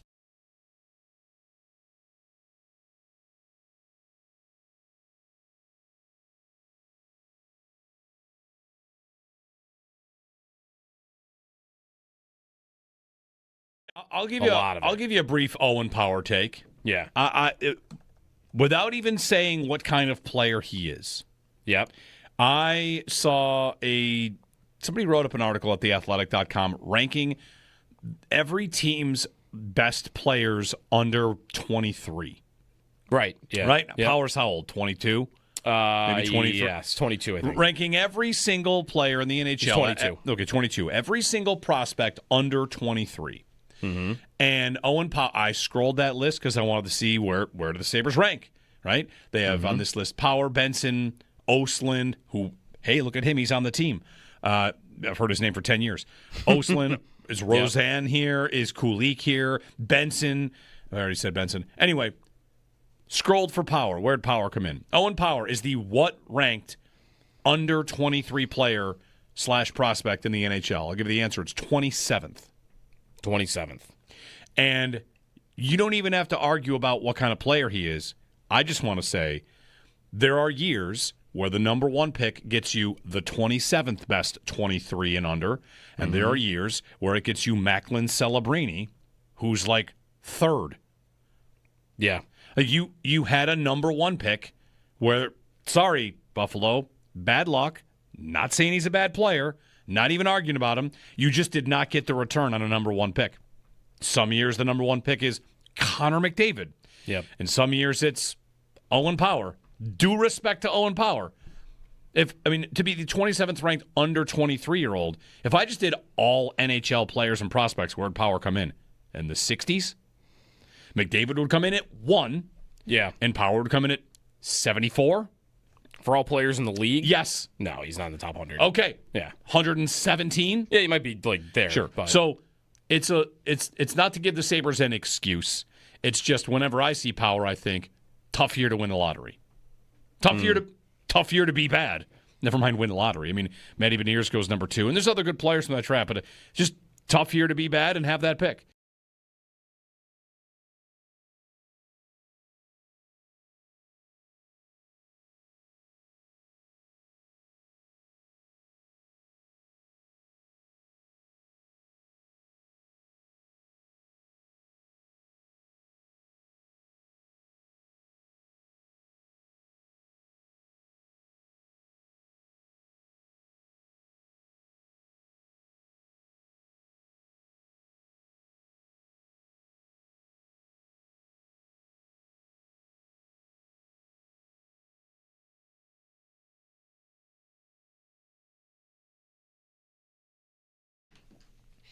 Sabres fall last night 4-3 to Columbus. Another game where the Sabres had a lead and were unable to close it out. They were up 3-2 with 6 minutes to go. Miles Wood ties it for the Blue Jackets, and then he also won it in overtime. Next up for the Sabres is tomorrow night in Boston. The Bills will be practicing today. Injury report a little bit later on. They signed Jordan Poyer and Jordan Phillips to the 53-man roster. They had been on the practice squad beforehand. Tyler Shuck announced as the starting quarterback for the New Orleans Saints. And last night in the World Series, the Blue Jays win 6-2 over the Dodgers. Series tied 2 games apiece. Next up is Game 5 tonight, still in L.A. Join WGR and Bud Light for Buffalo Football Friday Happy Hour. Chopin Bulldog will be broadcasting live this Friday from 3 to 7 at Neighbors Pub, 337 Kenmore Avenue. You'll have a chance to win a Josh Allen jersey, no purchase necessary, and you can enjoy other Football Friday live broadcasts coming up at Leo's and at Mitchell's. Bud Light, easy to drink, easy to enjoy. Enjoy responsibly, 21 plus.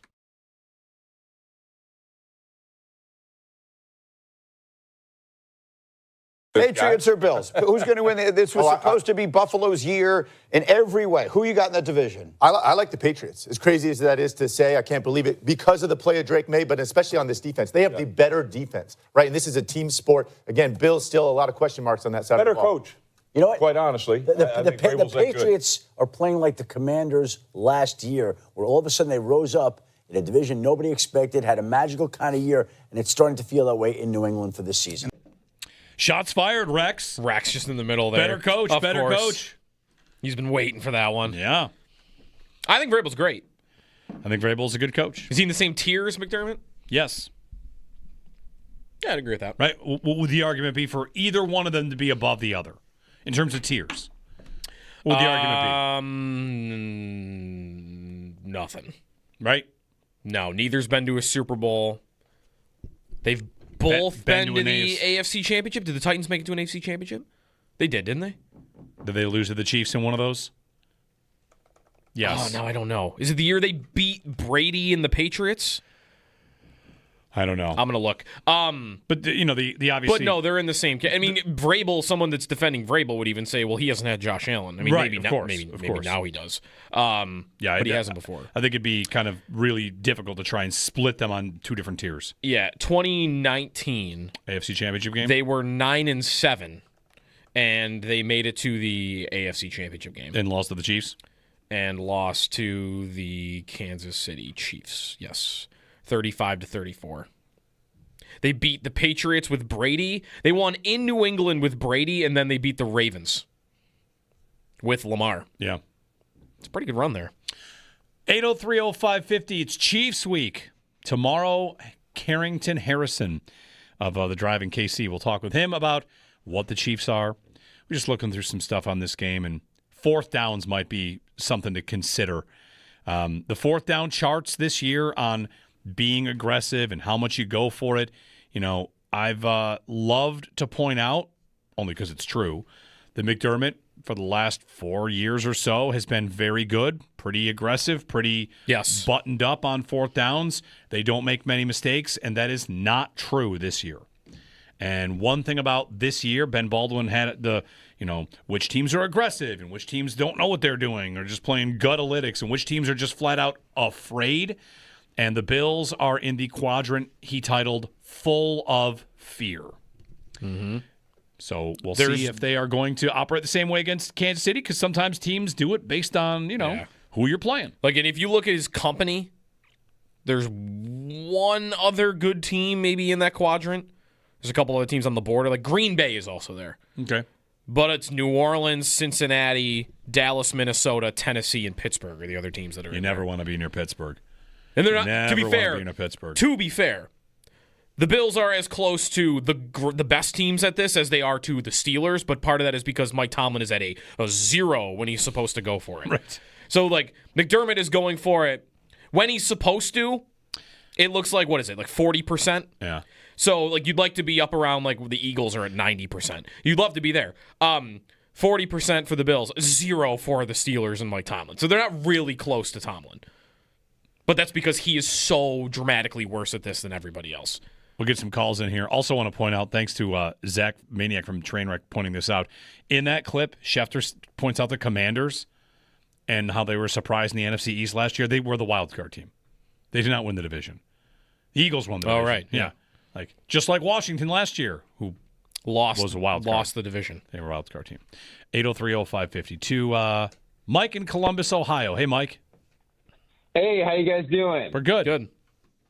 Awesome. Long-time listener, first-time caller. Wondering what you guys would think about a addition of a coach and 2 potential free agents. The coach would be Doug Peterson. I'm sure you guys know who he is, and he's sitting on the couch right now. And I would think that, obviously personally, he might be a little touchy to bring in and may not be a McDermott guy, but knows a lot about the passing game, has a good pedigree. He's been on the Chiefs staff, so maybe he could help us game plan against them. And then for the 2 free agents, I think that, backup running back has been emerging as a big need now. I mean, whether we like it or not, we're a running team. And if James Cook were to go down, we're stuck with Ty Johnson and Ray Davis, who haven't seemed to perform very well if you look at their PFF numbers. Maybe we could bring in a guy like Raheem Mostert, with some good speed. He's not doing too much. I think he's in Vegas right now with the Raiders. And then the other day, Joe mentioned a receiver I really liked, Ontavian Wicks. He's a guy that could bring really good depth. He's not going to be the X guy that's the all-world Jamar Chase type. But, we've seen how poor this passing attack can be if we just have one injury to a guy like Kincaid or a guy like Joshua Palmer. So I think, those 2 guys would be affordable. Doug Peterson, should be very affordable. And that may really help us. And the last thing is, Curtis Samuel, if we can't get Raheem Mostert, he was in Columbus, and he was a really, really good running back at Ohio State. People forget. They might think, oh, he can't run the ball. Well, he can run the ball. I mean, he ran for like over 800 yards at Ohio State or close to it, 7.9 yards a carry, and was also a really good receiving threat. And so it's a little surprising that Brady, who, used him really well in Carolina, hasn't found a way to use him now. But that's a guy that I think we should get going to. All right. Interesting. The only place I saw Curtis Samuel on Sunday was in the fight between Deion Dawkins and Derek Brown. Yeah. He jumped into that. Curtis Samuel was in college a decade ago. So did he run the ball for 8 yards a carry with Ohio State in 2016? Yes. I'm not going to lie, though. You think it's an idea? I think it's an idea. He's not doing anything for them at wide receiver. They don't have anybody at running back doing something for them other than James Cook. If they wanted to throw, 3 to 5 snaps a game and a couple of touches Curtis Samuel's way playing running back, maybe 10 snaps a game is more, I don't know. I would immediately ask, if he's on the field in the backfield, is it an obvious run situation? Because you as the defense, he's not staying in to protect. No, but he might go off for a pass. Sure, but I know he's not staying in to protect. Like, I know I'm going to be able to get to the if I'm blitzing here. Yeah.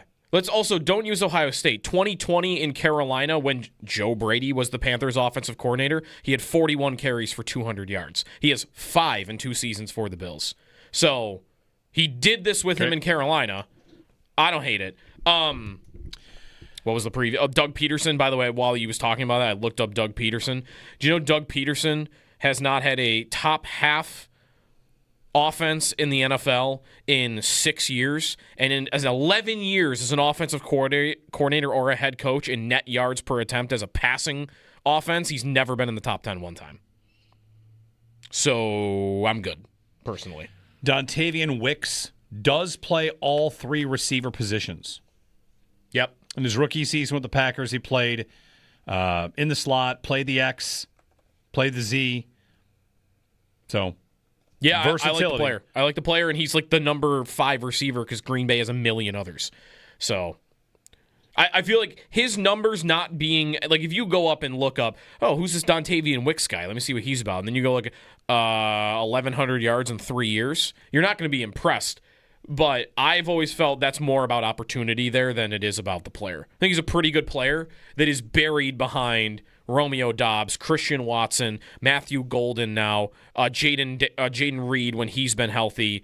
That now they drafted a third-round rookie. Like, part of his Green Bay is just drafted and developed so many wide receivers that they all can't play, and this guy's just been the one on the short end of the stick. Yeah.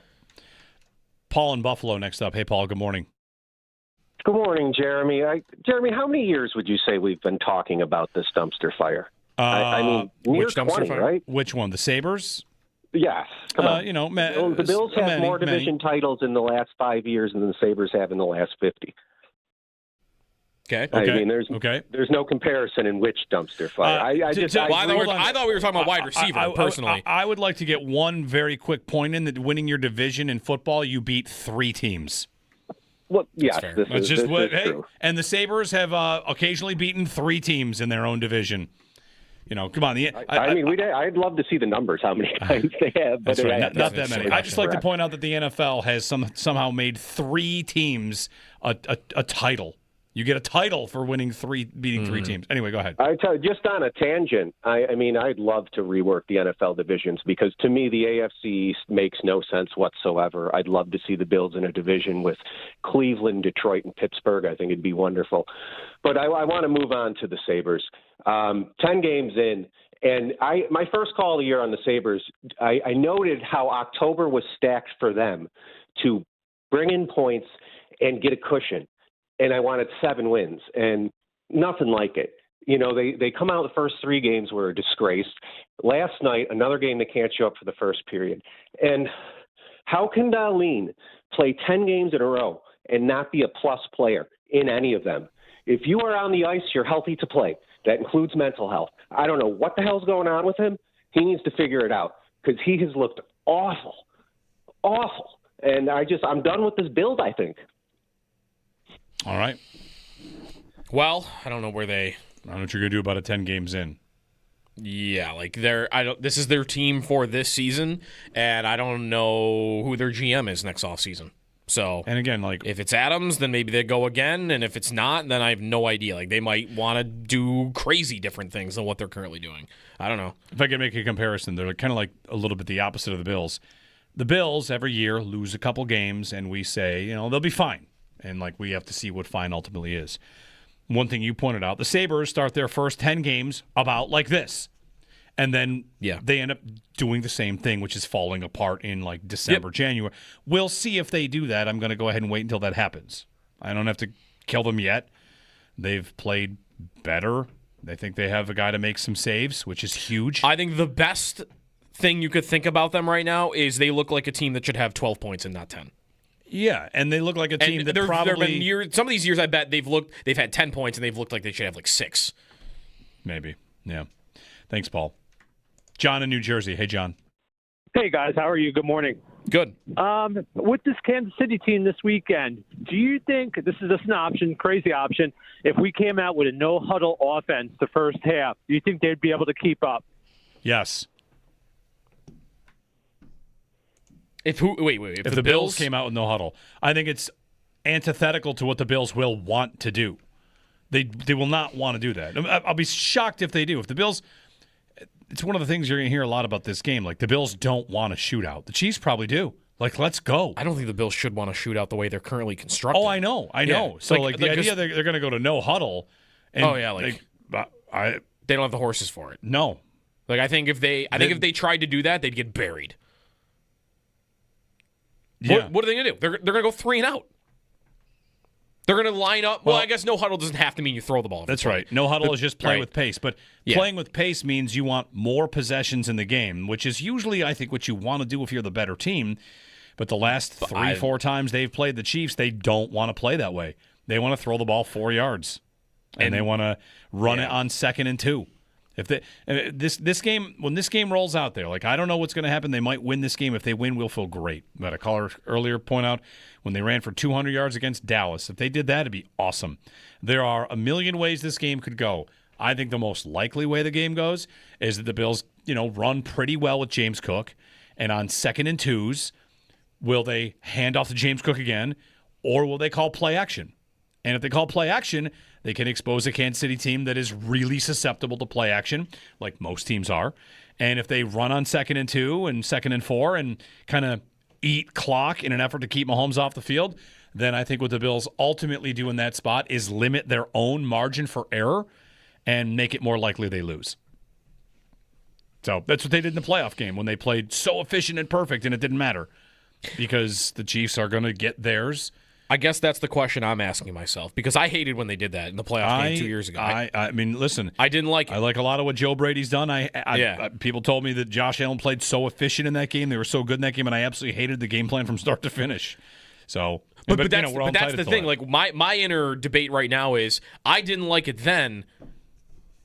I might think it's your only choice right now. Right, it's more necessary now. Right, like then you had even if you thought he was diminished, and maybe this year's proving that he wasn't. He definitely was not diminished. You had Diggs, you had a rookie Kincaid who had been playing better than he was last year. At least. That's a Diggs did drop the ball that he probably should have caught, and that's true. That's a big part of that. That's true. I mean, there wasn't much after that. Trent Sherfield started that game at receiver, didn't he? Mm-hmm. So like it wasn't like you were going deep on that position, but I thought there was still a chance that if you wanted to go at them and try to throw it and try to play a higher pace, that you had the chops still.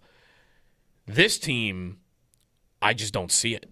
I think if you want to play with higher pace and you want to throw the ball a little bit more often than you have been so far this year, I don't see that working for them.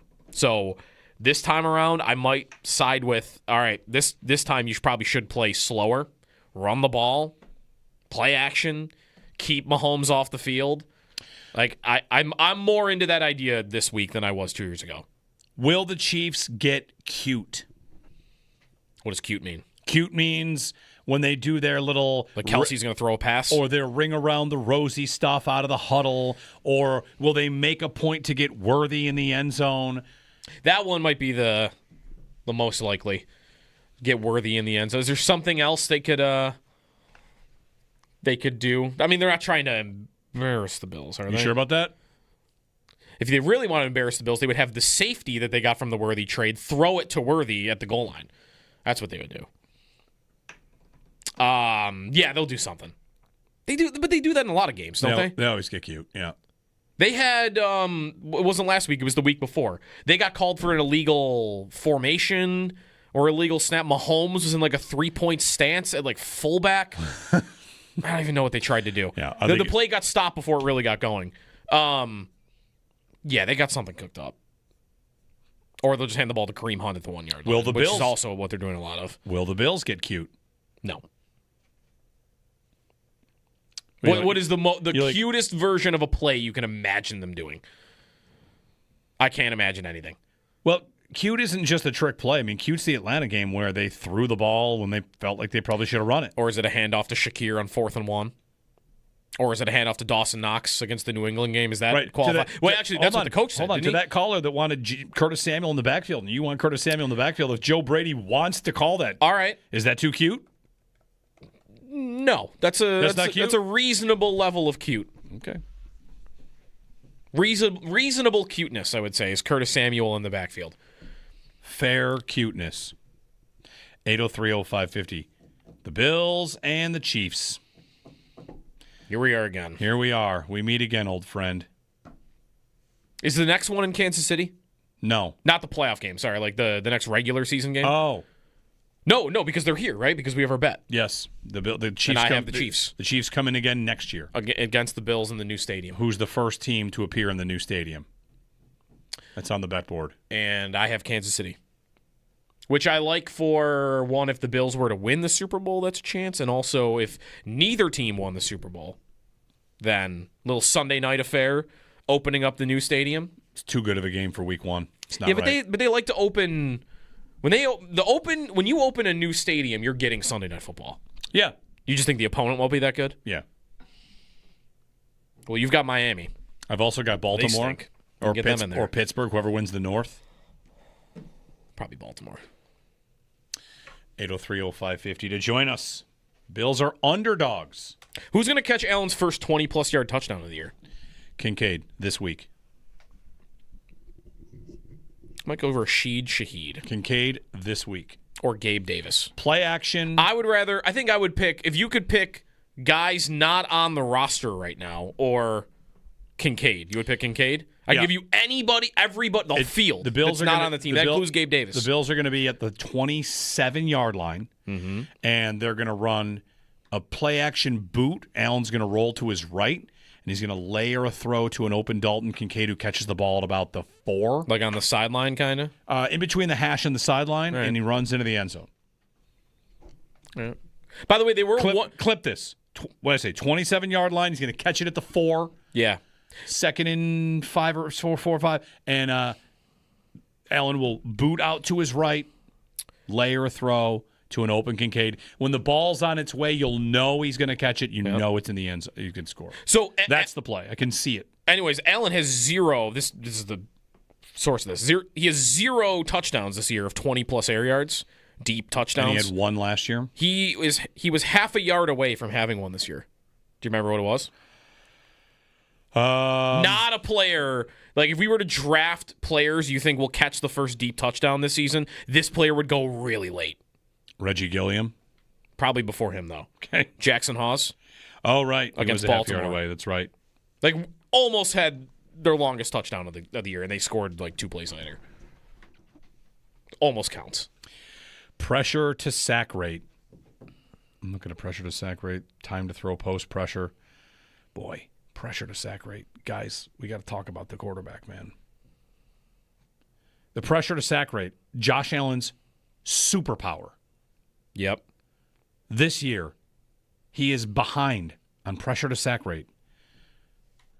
Should I do the thing where I inhale really big and then read all the names that have a better pressure to sack rate than Josh Allen? So, players that are better at escaping sacks, basically. That have been sacked less frequently when pressured. This is where Allen is supposed to be the best. The best ever, even, some have said. Yes. Like, statistically, he was the best ever, I think, coming into this year. It is the superpower of Allen and Mahomes. Yeah. Here are the players ahead of Josh Allen in that department. Daniel Jones, Dak Prescott, Bo Nix, Bryce Young, Joe Flacco, Matthew Stafford, Sam Darnold, Jordan Love, Patrick Mahomes, Baker Mayfield, Justin Herbert, Spencer Rattler, Michael Penix, Dylan Gabriel. 2 quarterbacks who have played for the Browns this year are on that list? Yes. That's not great. He is tied. That's not great. He's pretty much tied with Trevor Lawrence. That's also not great. Oh, I forgot. I don't know. I forgot Caleb Williams, who was like the worst you've ever seen last year at this. That's crazy. If you want to pin me down for the number one reason that they will trade for a receiver, they should trade for a receiver, it's because they can't keep getting him hit, and they need something to tell teams you can't blitz. Like Sunday, whatever. They could win the game if they get a positive game script and they run all day and they never have to go to obvious passing situations. They're in good shape. But when it gets to a 3rd and 9, Steve Spagnuolo, the blitzes he's going to dial up, it's not even about will I complete a pass. It's is my quarterback going to get smashed around again? They need someone. They need what the Sabres think Mason Geertsen is. They need someone to make it so you can't hit our quarterback on every play. And the way to do that is have a guy that will run past you so you feel like, all right, we can't send 7, can't send 6 here. We got to be a little careful on the back end. We'll see. I remain, I wish I want to get on this. I remain very unconvinced they're going to trade for a receiver. I am not convinced. Anybody? No, I think they'll say Gabe Davis. I think they'll bring back, hey, we got this guy. I remain unconvinced that they will trade for a receiver. Because built into this, everyone says like, oh, what's Bean going to do after, saying receiver was not a good idea, who cares? It would also mark a second consecutive season that mid-season he has to trade for a receiver. And the third time he would have done it total. Kelvin Benjamin, right? 3 times mid-season you're trading for receiver help. And the first one, not exactly, it's not his team. It's not his build. I don't know. I remain unconvinced. Does he think he got his value on Amari Cooper? Did he or didn't he? He said when Cooper's in the lineup, they scored 7 more points per game. Well, okay, then you did get your value. But of course, he retired immediately after. Will they get a guy that plays in the league next year? If they get Shaheed, yes.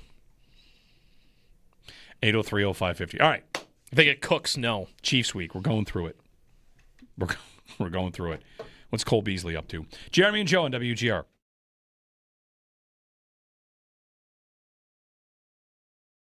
I think, there's this perception that this coach just doesn't want to throw, and it's just wrong, and people need to stop thinking like that, and that's just a pre-belief and notion from a lot of people that they just have to stop believing, I guess. I don't know. The second part of that is, then you get to Joe Brady, who's the offensive coordinator, who was asked about Sean's comments, and, hey, Sean, you got to be better at throwing the ball. What do you think about the passing game? Well, he wasn't asked about Sean's comments. Brought up, he was asked about it. He said, we didn't really need to pass it yesterday, meaning Sunday. There are always elements you want to clean up. Technique, scheme. Anytime you run the ball for 240, you're going to be pleased with how it went. He said, we have shown, looking back at the Baltimore game, we can throw the ball in passing situations when we need to. I'd love to throw for 300 or run for 200, but that's not how the game went. Then he said later, he has no concerns about the passing game. And I think what's happening is, clearly, like you're getting, and I don't blame anybody for saying this, the head coach, he's sounding like he has some concerns about the passing game. Yep. The offensive coordinator sounding like he doesn't. Now, yeah. Does Joe Brady actually have some concerns that he doesn't want to air out in public? Probably. That's what I'm probably wondering. right? Like from what you know about how he usually does these press conferences, is it not possible that he's saying he doesn't have concerns, but he knows that they've got some problems? It's very likely, yes, because that's what coaches do. They don't throw their players under the bus. They want to keep confidence going. They want to talk about, hey, we did this right, we did that right. That's just how coaches talk. I also found it interesting that in the post-game press conference after Sunday's game, Sean McDermott talked a lot. He talked about the run game, how good it was. He specifically mentioned Aaron Cromer as doing a really good job in the run game. And I think, I'm wondering, is that a little nudge at, hey, run game, Aaron Cromer, who, by the way, Aaron Cromer is basically like the run game coordinator, right? He does a lot with that, with Joe Brady and helping to call those plays and how that works. And then is that a little nudge on, hey, Aaron Cromer, great job, you're doing that. But Joe, we need more in the passing game part of that. You know what I mean? I think you could definitely have that thought that happened there.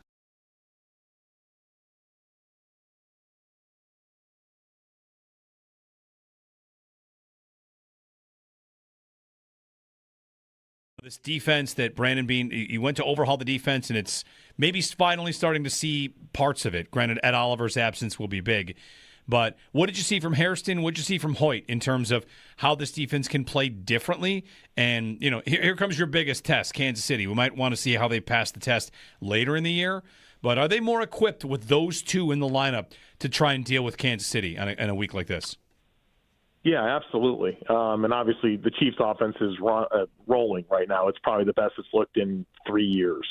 But I do think that they're positioned reasonably well with the reinforcements, especially the two you mentioned, Hoyt and Hairston. I really enjoy both players. Hoyt is a menace on the field. I mean, he's such a good, just a good all-around player. But his pass rush just gets me really excited with the athleticism that he has and the different alignments that he can play from. And he's just collapsing offensive linemen left and right with his ability to just convert speed to power. And then while doing that, he gets his hands on their wrists and their elbows and just forces them to give up their chest. And he's just pushing dudes into the quarterback. And he's very tenacious, and you can tell he gets under people's skin. He's a really fun player that I'm excited to see with him. And Bosa and Rousseau and Epinesa and that group should really elevate this pass rush against a couple of tackles here for the Chiefs that are suspect, right? Jawan Taylor's kind of been a struggling player for a while at right tackle, and then they're struggling at left tackle where their first-round pick, is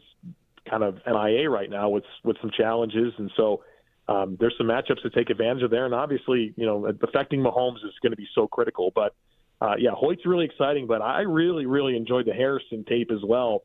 Not that he was challenged at all in coverage, which I think says something, right? He was kind of where he was supposed to be. He was the primary. He covered the primary once on an outbreaker, and it was press coverage. Got the hands on, got the jam, carried the route to the sideline. Dalton wanted to go to that throw. He couldn't, wasn't available. He moved on and threw the ball away.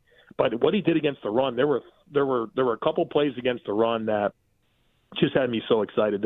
His second snap was the Panthers ran a condensed formation, so he's having to kind of play up on the line of scrimmage as the D-gap defender, and they pulled the tight end across the formation to kick him out.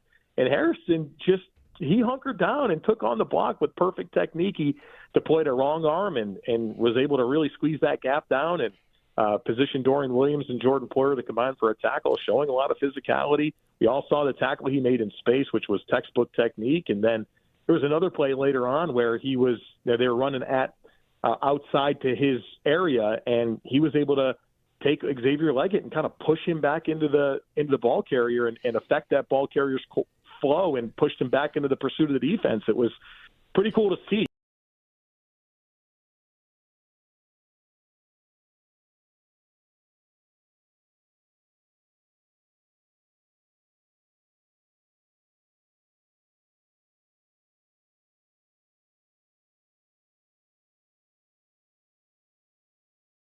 I'm not even so sure they run real plays sometimes. I think sometimes they get out there and just get open, and he just starts finding people. I got to ask somebody that. I've been meaning to ask one of the receivers over there, like, do y'all actually call plays in the huddle, or is it just like scramble and then I'll find somebody and do some crazy stuff? Devontae Adams speaking on the Chiefs offense there. Time to give away tickets to see Eric Church. Caller number 5 to 2214 WGR. Win a pair of tickets to see Eric Church with special guest Ella Langley on February 13th, KeyBank Center, courtesy of Messina Touring Group. Tickets on sale now at Ticketmaster.com. There you go. Caller 5, 2214 WGR. All right. I had something I was going to mention to you. What was it? Oh, I know. You want to let's get stupid? Here's an idea. Mm-hmm. Last night with the NHL Frozen Frenzy, you had 16 games, staggered start times. Tonight there's one game. All right? Yeah. I brought to you a Let's Get Stupid, and you tweaked it, and I'm into it because it doesn't matter to me if it's Tuesday or Wednesday. Why does the NHL not have that happen every Wednesday? Every Wednesday, the league plays. Yep. And can I use legalized gambling to generate interest? And one of my lines is total goals. Total goals. Do you know how many goals there were last night? 32 teams in action. I would guess like an average of 3, so like 90-something, 96. Well, 3 goals per team. Per team, yeah. Okay. So that's 16 games times 6 goals. Yep. Okay, yep. You don't want anything for overtime here? It's like 16 times 6. You like that number? Yeah, 16 times 6 is fine. It's 96. That's well below what actually hit. Okay. The record for goals in a day, the closest thing I found to this is there was a day where 15 games were played and 114 goals got scored. Last night it was 109. Wow. But Frozen Frenzy, you tell me, hey, it's Wednesday. We got the over. Goals, let's go, baby. Yeah. Every goal is exciting. Uh-huh. I think this might be a good idea. That is a fun bet. Yep. Do you know what the over-under was last night? I don't. I tried to find it. Couldn't find it. I could not find a Frozen Frenzy total goals over-under. Okay. Because that would have been a fun one. I mean, it's usually 6.5 by game individually, so it was probably... Sometimes 5.5. Sometimes, yeah. Well, if it's 6.5 by all games, it's 104, and some of them are 5.5, so I guarantee that it went over last night. Yeah. The number was probably under 100, and it went to 109. Yeah. Yeah, but like my tweak was do it on Wednesdays because like tonight it's a Wednesday night. At least we have the World Series here. Right, but Wednesday's got nothing. Right, Wednesday's got nothing else you're competing with other than the NBA, and the NBA likes to put their best games on Thursdays usually. You have Thursday night football, so own Wednesday. Wednesday Frozen Frenzy. Thursday you got nothing going on, whatever, because everybody's watching football anyway. This is where you want to get really stupid. I have suggested this before, and I stand by it. Who says no? Gamers will like this. Wednesdays are double point nights. Okay, that's ridiculous. Too far. Why? Wednesdays double are XP double Wednesdays. Double XP Wednesdays. You get a win, it's worth 4. Double XP Wednesdays. No. What? How gimmicky the NHL already is with their point formula, and now you want... Do I get 2 points then for making it to overtime? Yeah. This is just a joke. 2 points for overtime. Hey. So I can watch the Sabres blow a lead on a Wednesday, and then everybody goes, guys, it's like they won. No, they got if this were tomorrow, it'd be like a win. That's true. Enough. They get 2 points, but enough. At least they didn't lose, because if you lose on double XP Wednesday, that's tough. You're losing ground. I mean, listen. I'm just inventing new ways for the Sabres to miss the playoffs is all that's happening. Not if you're awesome on Wednesdays. Think of the ratings. You tell me. Why not quadruple it on Saturdays? Let's do that. I mean, don't threaten every day of the week. Me with a good time. Every day of the week's worth a different point. There you go. Now we know, like, hey, backup goalie Mondays because those are only worth one. Those are only worth somewhere. one. Backup goalie Mondays. Yeah. Theme nights. Theme days. Right. Yes. The Premier League gets you total goals. You can bet on, like, the weekend games. How many goals will be scored? Okay. Doesn't the NFL have one for, like, touchdowns on a day? I think I've seen those. Probably. I don't know if they have them every total week. touchdowns? Yeah. Yeah. All right. Those are always the bets, by the way, to take the under because they're designed for you to take the over. Because it's more fun. Right, because nobody wants to, I bet the under, so all 100 goals, damn. Like every single goal that goes in, you're not happy with. So Cam Scatabo, 6-month recovery. That's it? 6 month. Well, I thought it would be like till the beginning of next year. Dislocated ankle, fibula fracture, deltoid ligament rupture. Yeah. So 6-month recovery I guess for Scatabo. That would imply he's back by the beginning of next season. Yes. All right. Yeah, looks that way. Really bad ankle injury. We'll see if he's the same after, by the way. You brought up Pacheco earlier and how the Chiefs might be better off without him. So Pacheco's out for this game, and I think the Chiefs are better without him. Because since Pacheco was decent at the beginning of his career, and then he broke his leg, and there's I've seen number comparisons, like he has not been the same running back. Like he's been totally different since he broke his leg. He's just not the same. So, and you never know what's going to happen. Javonte Williams, he had a really bad injury, and he was brutal for 2.5 years, and it finally has started turning around this year. He's been great this year, but I like Scatabo. He could come back next year and not even be half as good as he was. So quickly on, was it Scatabo? Oh no, one thing about this matchup, Bills Chiefs, the number 1 team in the NFL in neutral pass rate on early downs, Kansas City. Yeah. Yep. The Chiefs they've passed the Chargers. Passing on first and second down, the Chiefs are number 1. So without Pacheco, I've said this a few times last couple weeks, that, man, the contrast in styles of these two teams, it's going to be nuts. The Bills are wearing their home blues. The Chiefs will be in white this week. It's a classic matchup. Anything on the pants? I guess blue on blue. Yeah? Maybe not. Maybe blue over white. I don't know. Matt Bove always tweets out what they're wearing, and then people ask him, what about the pants? Oh. I'm pretty sure that's a routine. Right. Well, because I assume they're going to wear blue at home. Yes. Usually. It's just the pants they usually mix up one way or another. You want to dust off those rivalry uniforms, take them out for another spin? No. I like them, but I don't know if I want to do that again this week. 803-0550, 1-888-550-2550. How about the Chiefs wear something different for once? The Bills have got it covered. They've got their different jerseys and different helmets. How about the Chiefs wear anything different? Did I see that the NHL is about to do like a MLB City Connect program? The NHL is? Yeah. I hadn't seen that, but I'm not surprised. There's chatter the NHL going to another reverse retro, kind of every team in the league gets a jersey thing is coming. Okay. And it could be very different. Okay. Like, kind of goes with your, well, I guess, like your area, your region. Yes. Which is kind of what the rivalry series jerseys, I think, were supposed to be. Right? Right.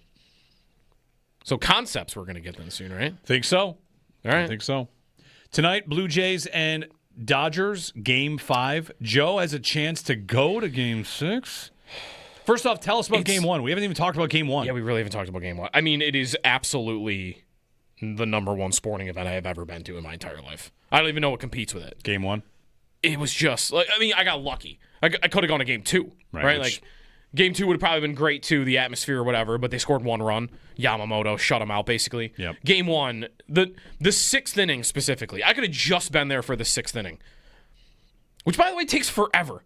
When you never realize that when, like, you're in the moment, like, this inning's been going on for like an hour because if the runs just don't stop, the inning doesn't stop, which is great. So, I mean, that was the atmosphere, the dome, the sound reverberating off of it back at you. That place was the loudest I have ever heard when Barger hit the grand slam. It was just a super, super cool experience. Like, it can't be topped. It could be topped. Game 6? The only way Game 6 could top it, if they win tonight, is if they win tonight. They have a chance to win the series. And then they win the series. And if you're there for the World Series win, that could top it. But it would be hard to.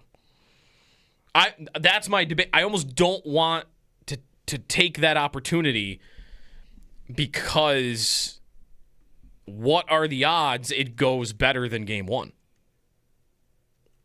Probably not that high. It's possible, but it's not. Any win would be better than Game 1, right? Well, any win if they're winning the whole thing. Yeah. Or is any win that would a win that forces a Game 7 be better? Depends. Would that be better too? Maybe. The stakes are higher. Maybe.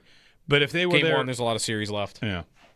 Anyway, 803-0550. Tonight, our former friend, or our friend, I guess, and former colleague is what I meant there, Andrew Filipponi gets his nipples pierced tonight because the Steelers lost on Thursday Night Football. He's actually doing it. He's doing it. Money goes to breast cancer research. It's at a bar in Pittsburgh. You can, you get entertainment, food, and a shirt, and it goes for charity. And he's getting his nipples pierced because he lost a bet he made about the Steelers and the Bengals. Did you see the report that the Steelers want Aaron Rodgers back next season, and he's interested? Great. So, like, he's probably coming back as their quarterback. Mike Tomlin can't wait to win a couple games against bad teams, finish 9-8, punt a lot, and blame. He blamed his offense, by the way, for not converting in the red zone. They've given up 30-plus every week the last couple weeks. He's got one of the worst defenses in football. It's absolutely terrible. Like, that needs to start getting some more pub. Because it's the logo, it's the brand. Like, they always have a good defense. That defense is one of the worst defenses in football. They are, I think, 29th in explosive plays against. Do you know who they play this week? No. Who do they play? Indy, who probably is the most. Number 1 in explosive plays. Exactly. Man. That's going to be a lights-out game, potentially, for the Colts. Dominate Pittsburgh. Where is that game? I don't know where that game is. I don't know if it matters. I don't think it matters, but it is in Pittsburgh. Okay.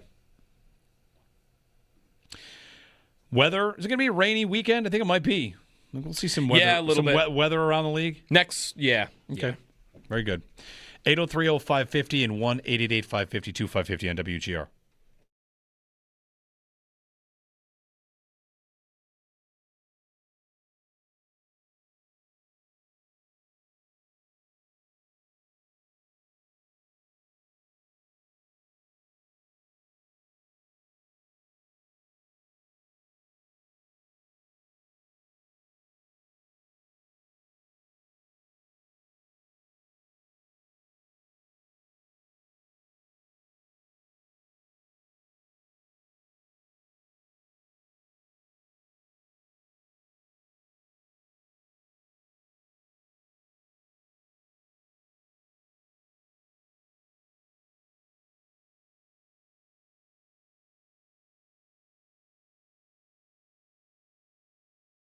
Joe Marino, Locked On Bills podcast.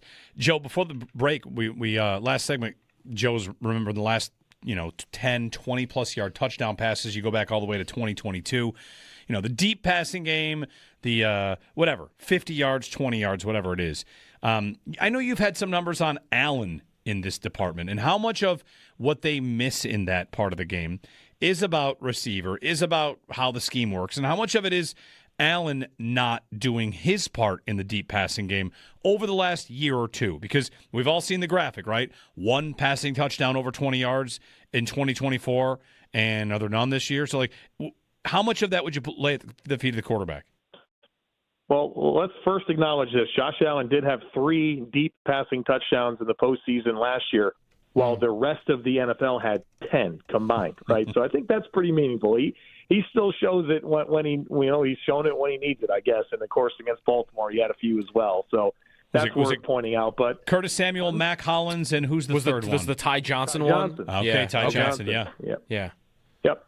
I think the reality of this is Josh Allen's never been a great deep ball thrower. He's been average, maybe slightly above average, but he's never been like an amazing pinpoint accuracy deep ball thrower. And last year he was 26th out of 32 in catchable ball rate on deep throws. Now, that's certainly the lowest of his career. In 2023, it was 53%, and then it was 60% in 2022 and 2021. So it's definitely probably has a lot to do with the changing landscape of his weapons, right? Those are the lowest percentage throws. They require the most chemistry, and you take away Diggs and Davis, who he threw the ball deep to. I think you can kind of expect that to come down a little bit. But the reality is there's just not a lot of vertical receiving talent, and you combine that with an average at best vertical thrower. I don't think you got a good recipe for a lot of success throwing the ball down the field.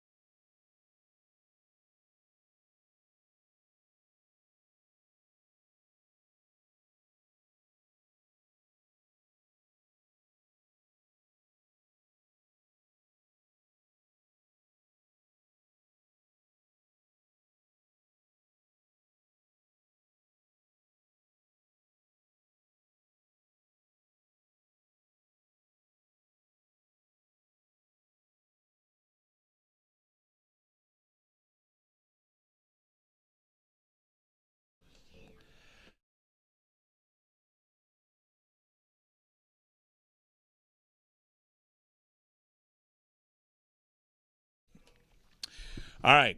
I have something to back up a thing I've been saying, and I'm excited to deliver this to you, and then Joe is going to deliver something else. So, I've been trying to articulate something by saying something that sounds counterintuitive and stupid. All right?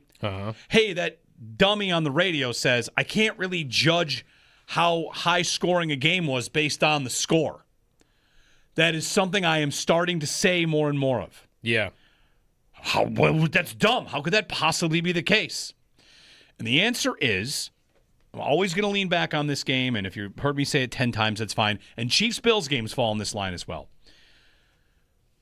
When the Chiefs and the Lions played, that game was a score fest. And so was Chiefs Commanders the other day, 28-7. They don't punt anymore. Here's the actual number of it. Joe, did you know in the last 20 years, since 1999, Pro Football Reference has actually done the math on, since 1999, points per drive. Okay? Uh-huh. Not points per drive. Not points per game. Points per drive. Points per drive, which is a better indicator of how good offense is. Mm-hmm. The Bills try to limit drives for the other team. The inferior teams have always tried to limit teams, right? You maybe cannot hit the big play, but how efficient are all these teams? Do you remember the year that it went totally bonkers bananas, scoring was off the charts? Yeah. 2020? Yes. Yeah. 2020. 2020 was the highest scoring season in points per drive of the last 25 years. Mm-hmm. This year's number 2. Really? Yep. Number 2. Last year was number 3. Of the last 25 years, you have been watching, you are halfway through the second highest scoring season of the last 25 years. You won't see it in points per game. You will see it in points per drive. Drives are down. Mm-hmm. Why are drives down? In part because of fourth down. When I extend my drive, that stays the same drive. When I used to punt on 4th and 3, that's a change of possession. Possession changes are down. Punts are down. Field goals are down. Mm-hmm. Possessions are down. Second highest scoring points per drive in the last 25 years. You're in this season. So, wow. The dumb, crazy, weird man on the radio said, I can't look at the score to this high scoring. That's what I mean. Right there. How did I find that? Because we were looking at the Chiefs' points per drive against the Bills in the regular season versus the playoffs, and I got the points per drive in the NFL for a total season. Which, by the way, we did find out there is a big difference, though. Yes. In those two. The Chiefs' points per drive against the Bills in the regular season is 2. Yeah. Which is not crazy. No, it's fine. Yep. And in the playoffs, it is 3.6, which is like the 2007 Patriots. Right. So there's that. Then there's something else that you found. Yeah, there's a chart that Yards Per Pass just retweeted on Twitter. It's a receiver chart. No surprise. One side of the graph. Hold on, it hasn't been delivered directly to my palm. Usually, anything gets. Yeah. What do you got for me? One side of the graph is separation versus man coverage. Okay. And the other side of the graph is yards per route run against man coverage. You don't even need that part, though. Separation versus man coverage. I'm looking. I'm like, oh, this has got to be a Bills chart. All the big block of names, all in the circle. I'm looking like, where are the Bills? Oh, wait a minute. Let me look down here way at the bottom, below everybody else, where Keon Coleman resides.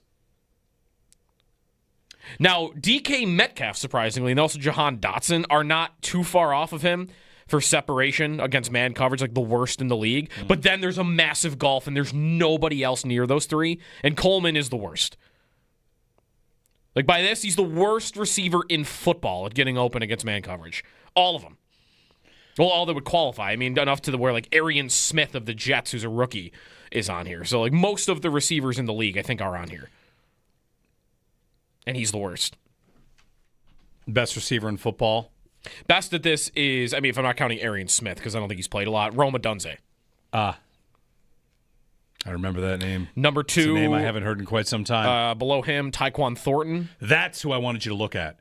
Tyquan Thornton. Tyquan Thornton as the second best man separator. Yeah. Like the Bills might want to play some man. What are you going to do? You can play zone and let Rashee Rice eat you alive? Yep. Or are you going to play man and let Tyquan Thornton, not Worthy, but maybe Thornton be the guy? No, Worthy's in the middle, kind of. Worthy's in the middle. Thornton's at the top. Top. Rashee Rice is elite against zone. We'll see. Big challenge for these Bills. There's your guy, Kayshon Boutte, near the top.